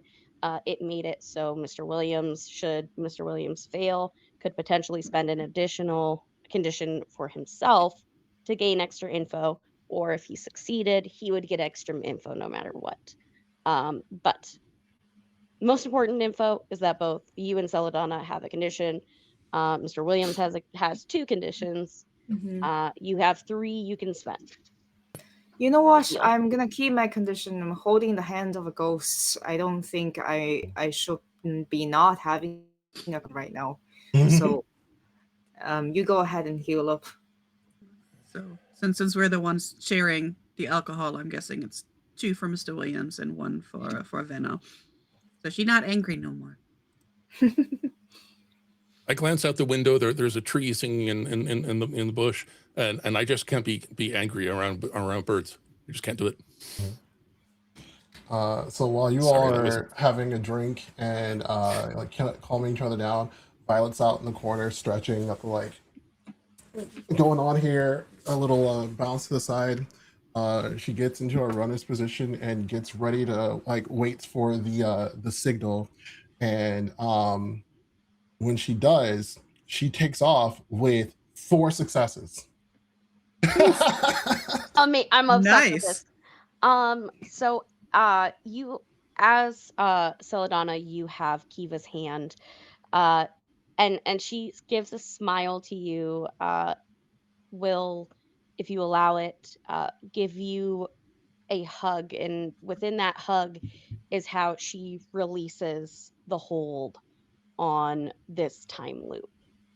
She fully, you see that the walls become more the looks of smoke damage and the wallpaper that was falling apart when you first arrived. It's almost as though It looks like a painting that is melting off into reality.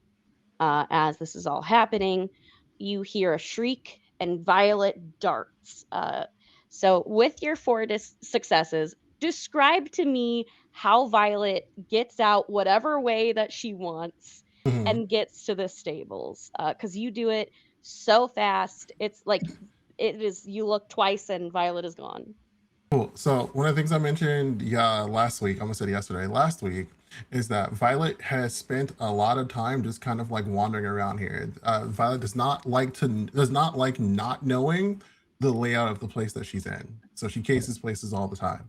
One of the things that she would have known is that I'm going to say that there's a window by a particular bedroom that has like a very large bush on like outside of it, right? Like plenty easy for her to dash out the window, fall into the really big bush, and then like immediately hit the saddles. So she's gonna like get down. She's like in a runner's pose. She's like, I hate running, and then is immediately just gonna like flit off. The door opens. She thinks that it's either now or never that she's gonna either show up on the other side or she's gonna be back in the hallway. She runs through. She's back in the hallway. She has the path marked. She runs like turns a corner, turns another corner, opens the door real quick, throws the window open, and then jumps and lands safely in a giant bush. Clear view of the stable. And yeah, you land. You're able to use the vine overgrowth to your advantage. Uh, Land into the far overgrown bush, uh, and you begin sprinting towards the stables. For Venna, Mr. Williams, and Celadonna, you need to locate Delilah's location.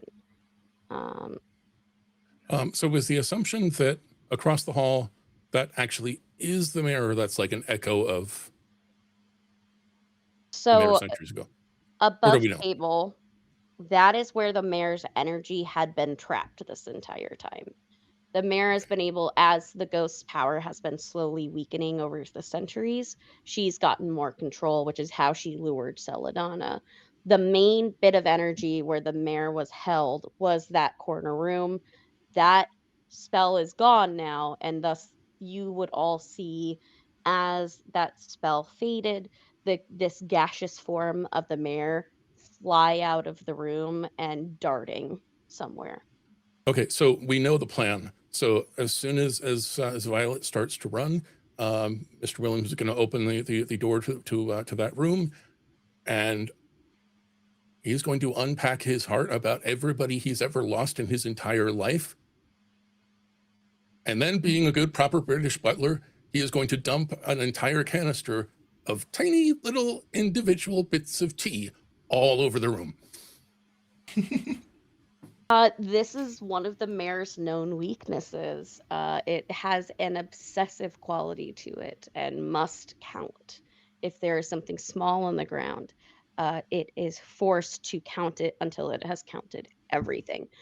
You making yourself into a target, you see that miasma begins to flow towards you, streaking there like it had done to Delilah.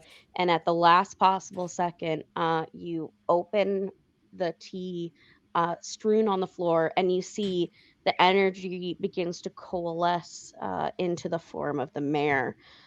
You see that their skin is a purplish gray that is almost shriveled and shrunk uh, to the actual bones of this creature.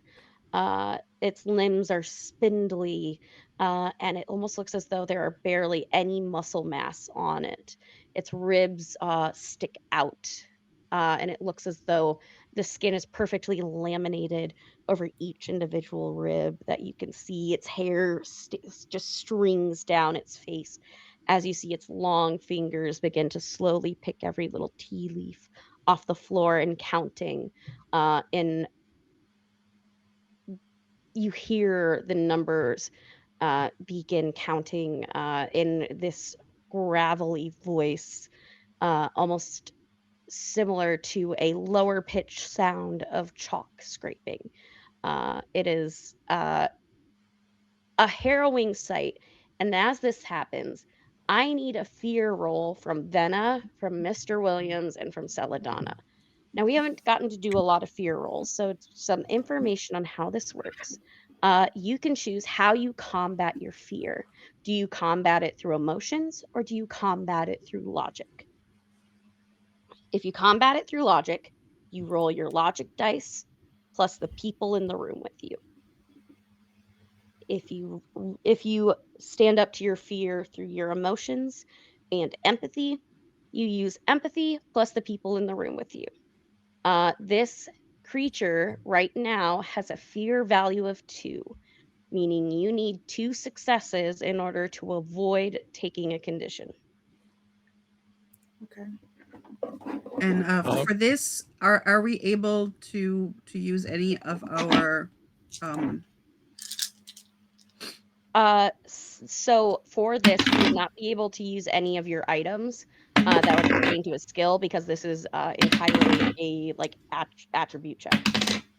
and officially it's only Williams and Celadonna with me, right? Just two? Yep. So you would add 2 additional dice to whatever your logic or empathy total is. Okay. On a similar note, though, I just want to register how beautifully appropriate this is. The talent that I have for my archetype is loyal. I gain +2 on fear tests in the presence of someone you've sworn to protect. I am very specifically not in the presence of the person I'm sworn to protect. Oh, But I failed. Yeah. All right. me too. I rolled 4 ones. 4 ones, a 5, and a 4. Okay. That was 4 ones. 4 ones is clear. Yeah, That happened. I got a 2, a 3, a 5, a 5, a 5, and 1 6. Nice. So All right. and I were definitely not expecting this. We are caught on the wrong foot. So Celadonna Mhm. and Venna, and then remind me again, what did you get, Mr. Williams? 1 success. Just 1. Okay. That makes a lot of sense, to be honest. I feel like Celadonna, she's still kind of she's trying to release the ghost, and I think there is some residual emotions from the ghost, and there's almost this, yeah, like an echo. She is reliving the memory a little bit, and I think with the mayor appearing, there's almost this out of body experience. So this fear is coming from the ghost as well as from herself, using the empathy to combat that, but it kind of gives her a whiplash instead. So failure. So for Mr. Williams, first of all, everyone becomes terrified. This is a specific thing that can happen to a character. First off, I need everybody to roll a d6 and tell me what you get, what the value number is. This is going to be how many turns you are out of control. Mr. Williams, you're out of control for 2 rounds. Vena's out of control for 1 round. Celadonna's out of control for 1 round. You can either roll randomly or choose between these options as like how you are losing control. You can lose control and flee, meaning you have to use all your actions to run away from what scares you. There's no time to pick things up, talk, help someone else. You choose the nearest and fastest way out of here. You can freeze, meaning you refuse to move, you are completely immobile, you are stuck. You cannot talk or perform any actions whatsoever. And it can make it so if you are somewhere that is dark, they cannot figure out where you are. They have to actually look for you. Same with faint. Your body goes limp and a veil of darkness descends over you. You pass out in grand gothic horror fashion. And lastly, attack. You attack the nearest hostile. The nearest hostile person or creature or with whatever weapon you are currently holding. You lose the ability to make strategic choices and will not stop attacking until the enemy is vanquished. So those are your 4 choices of how you can lose control. You can either roll, and this would be a D4 technically. I think this is the only time you roll an additional dice. Um, you can roll a D4, tell me what you get, that's what you get, or you can choose how your character would lose control.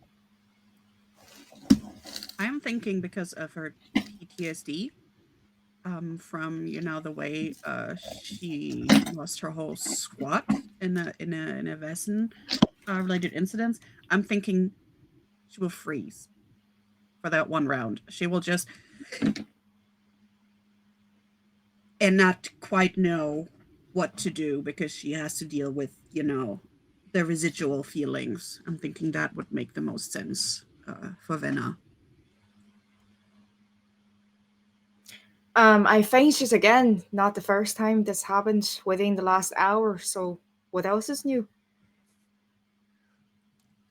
Mr. Williams is in the middle of doing something, so I think it makes sense. It's silly, but I think it makes sense.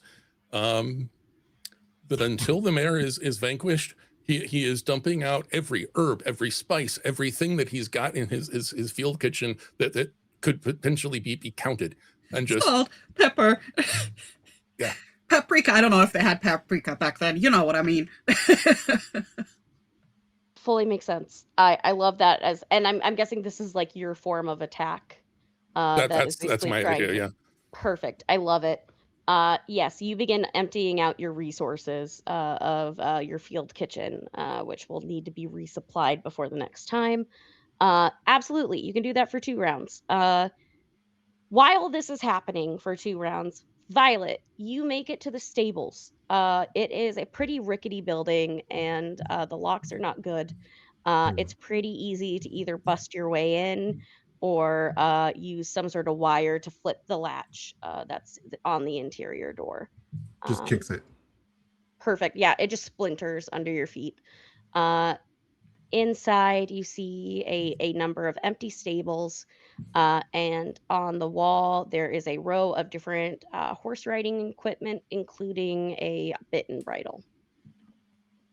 Cool. I need a saddle specifically though. You need a bridle. Oh, yeah, The bridle? bridle is you put it on, yeah, it goes on their head, and then you can control it, is the idea. But Okay. yeah, you find the bridle. You're making your way back. At this time, Venna and Celadonna, both of you take 2 conditions. These are going to be mental conditions. I take Um, 2 conditions. I have maxed out on conditions. all right, Celadonna is broken right now. Mark that on your sheet. We will resolve that in a moment. For Venna, you take 2 conditions. So you should be 2 of 4 if I'm tracking that correctly. Yes, she's angry and frightened, which makes a lot of sense because she's probably as angry as at the Vaesen as she is at herself, and that she's so frightened, not becoming of a former officer. As all of this is happening, Trinket has Ian and they begin racing to try and find Delilah as this Vaesen is distracted. Um, the next round occurs. The Vaesen is still counting, especially with you replenishing the things to count, Mr. Williams. Mhm. This is like prolonging how long she will be distracted by this. You take 2 conditions. Okay. Or no, not 2, sorry. You got 1 success. You only take 1 condition because of your fear roll. Violet, you sprint up the stairs to see the sight. Celadonna is knocked out on the floor. You see that Venna is slowly coming out of it from a PTSD episode. Mr. Williams is just emptying his pockets of herbs and spices. And the mayor is counting things on the ground obsessively. That scene from Community when Troy comes back in with the pizza and the entire room's on fire. Like, I was gone for 5 minutes.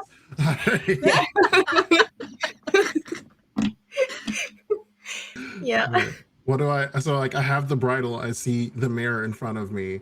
What do I need to do right now? Mechanically. So this is going to be a force check to put the bridle on the mare. We are going to need a force physique roll from Violet. Cool. Well, I could hear an argument for agility physique as the mare is distracted right now, and you're cool. just hooking it on their face. I have nothing in force, so let's go with agility physique. Let's see how this works. And rolling the dice individually last time was great, so let's roll that back one more time. Venna, you see Celadonna on the floor, unconscious, more so than just a fainting spell. Something is seriously wrong. So Venna does have smelling salts Mhm. in one of her pouches. And she grabbed the smelling salt and try and use medicine to see if she can get Celadonna back on her feet. Remind me, well, I can double check, but remind me what the smelling salts, The what they smelling do. salt is +1. Use medicine to help someone who has fainted. Okay. So it would be over what is it, a medicine precision roll, I'm guessing, +1 to see if I can get the smelling salts under her nose and get her to wake up.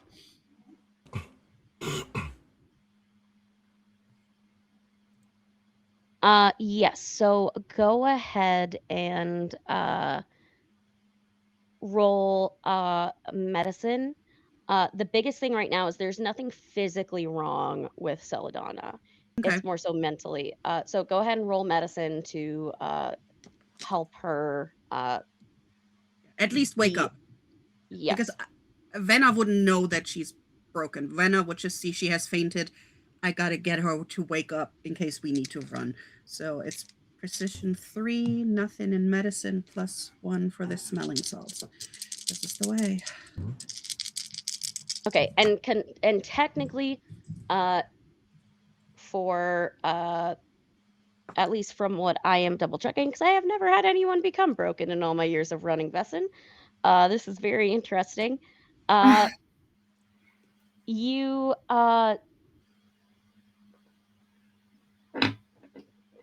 let me double check, but yes, go ahead and roll medicine. I had 1-6. Okay. You are able to get Celadonna to come to. Celadonna is currently out of it. Celadonna, you can only take the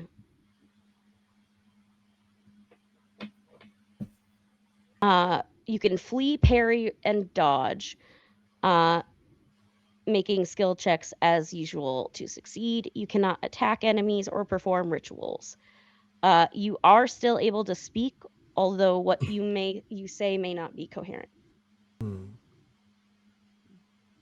I think she is speaking solely like druidic right now. Nobody understands. Or rather not druidic, some kind of dryad language that nobody understands. Yes, dear. It's all good. It's all gonna be fine. Trying to find her flask again, like, all right. Violet, what did you get? I got a singular success. Okay, 1 success is all you need. You hook the bridle onto the mare, and you hear the mare begin to shriek, and fluster and try and get out, but eventually goes into a state of calm, with the bridle on. You have successfully dealt with the Vaesen. The biggest problems with mares, however, once they are separated from their human, there are very little ways to actually get rid of it. There are certain rituals that you can do to trap it, but at least currently, as long as that bridle is on, it is under your control. Cool. And it's not like I have to be maintaining the bridle on it to maintain control. All right, cool. I'm just going to kind of flop down now, just like, all right. I feel I hate running. So let's find Delilah. Mr. Williams, as you come to and For the record, my condition is angry. My condition is angry because the last thing that I'm compelled to throw is my entire thing of parsley. How am I supposed to present a proper meal? it's so rude. It's so Oh, rude. Uh, as you are you realize you are dumping your container of parsley onto the ground. You look over and see in that bedroom the miasma begins to lift off of the bed, and you see an unconscious Delilah just out like a light on the bed. Everything appears to be all right. She looks a little bit worse for wear. We'll probably need to rest for a little while to recuperate the life energy that has been stolen. But you have all dealt with this Vaesen, and currently Celadonna is dealing with receiving too many conditions. We will find out the outcome of this problem next week on our episode of Vaesen. Thank you guys so much for playing tonight and for watching. We're going to go around real quick and ask our wonderful players what they're doing next. So we're going to start with our lovely broken character at the moment, which is a Celadonna. Where can we find you next? Hi, I have been Celadonna, and my name is Rand. You can find me on Blue Sky as Bardic Inspiration. The next thing you can see me in is actually this Sunday evening. I am going to be playing a lightsaber wielding diplomat in a Star Wars actor play stream. So check that out on what's the channel called? Dax's server. I will send the link on my social media, which you can check out. And next week, I'm also going to be in a episode of The Valley on Hilarity Save, the 1880s section. Other than that, you can also find me as the Lantern Keeper on startplaying.games, where I run a variety of D&D as well as Girl by Moonlight games. Over to Vivi. hi, I'm Vivia Vivacia, and today I brought Vanna back, who is so much fun to play.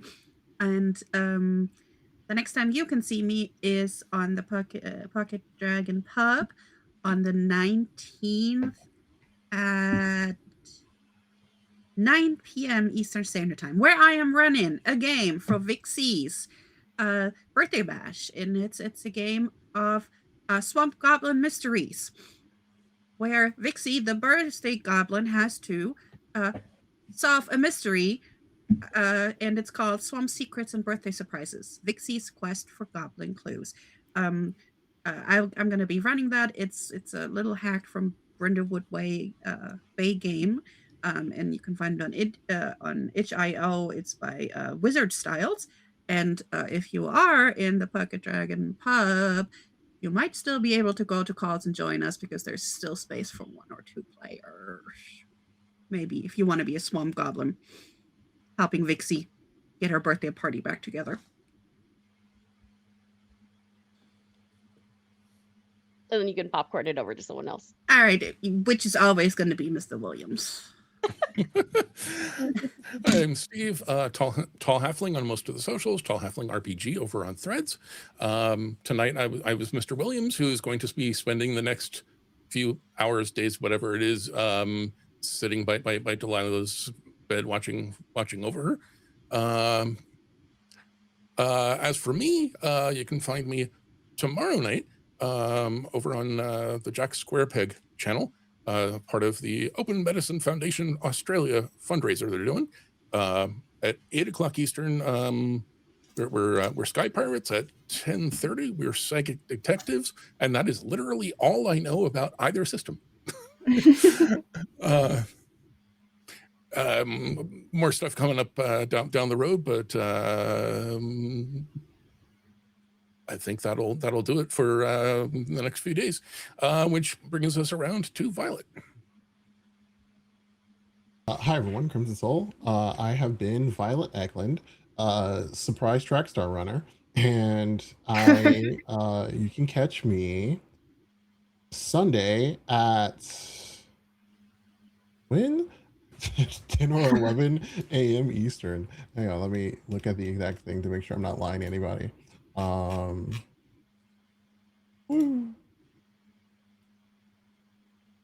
a.m. Eastern at Casper DA and B Ghost, where I'll be playing a Kids on Brooms game as a very lovable, very questionable Boy Scout in trying to make sure that a bunch of monsters don't destroy our home. On Monday, you can catch me on twitch.tv/Valdrianth, where I will be playing a game of Thirsty Sword Lesbians as Sandy, as a YouTuber. You can catch me Tuesday on Stat Monkey Presents at 8 p.m., where I will be playing Witness, a Cape Hunter in a zombie apocalypse. And then on the 18th, you can catch me right back here. Well, also you can catch me on the Thursday, but then on the 18th, you can catch me right back here for a Kids on Bikes game of Captain Planet Operation Grok. We see the Operation Grok generating revenue openly kills. And that's everything I can think of right now. Also, you can catch me on Blue Sky as Crimson Soul and twitch.tv/Crimson Soul _. And with that, I pass it over to our GM. Hello, everybody. I've been Mary. I've been the GM this evening, and you can find me online at the Nerd on Wheels everywhere on social media. Coming up for me, you can, of course, find me back here on Thursdays for more Vaesen. On Saturdays, you can find me back here for a completely different Free League game of Fields of the Dead, a Walking Dead actual play. We are currently set in the Midwest, 8 months after the fall, and the walkers have taken full control.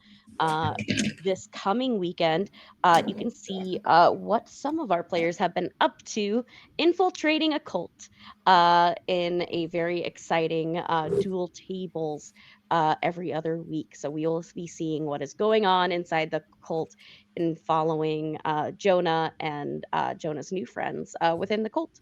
Also, don't forget to go to YouTube, because last week's episode is now live on YouTube, where it is just Mary and our super game master Sophia. So absolutely go and look at that. You don't want to miss it. Uh, You can also find me Sunday mornings over on Pocket Dragon Pub for the Fabric of the Universe, a Orbital Blues actual play where a bunch of us are bounty hunters trying to survive in space. We're having a bit of a calm before the storm moment after dealing with a troublesome AI, and are just trying to find a little bit of peace before trouble comes knocking on our door once again. And then Sunday nights, you can find me over on Other Doc, where I am playing the second season of Lords of Gossamer and Shadow. It is a Amber Diceless type game where all of us are playing these godlike entities that are trying to save the world. And this coming week, we are going to be traveling to Dame Laudine's homeworld of Avalon. That is way more advanced than we originally realized in a King Arthur 3000 sci-fi mixed with Arthurian legend, as we try and get rid of a despot leader there. But as far as what you can find else on Nerds with Dice, as we said, we've got Fields of the Dead on Saturday night at 8 p.m. Central, where we are following the cult storyline and Jonah and a whole bunch of new cast members. You can also find us on April 10th for, and remind me again, Vivi. I know this is Sin's amazing game. What is the name of it and what time? Oh, I think you might be doubled off. There you Fantastic go. Realms. Fantastic Realms for some more amazing RPGs run by our own Synthetic 20. And then, of course, you can come back here on Earth Day to catch Crimson Soul running Kids on Bikes. That is all we have for this evening. As always, make sure to take care of yourselves, and we'll see you next week for more Vaesen. Bye, everybody.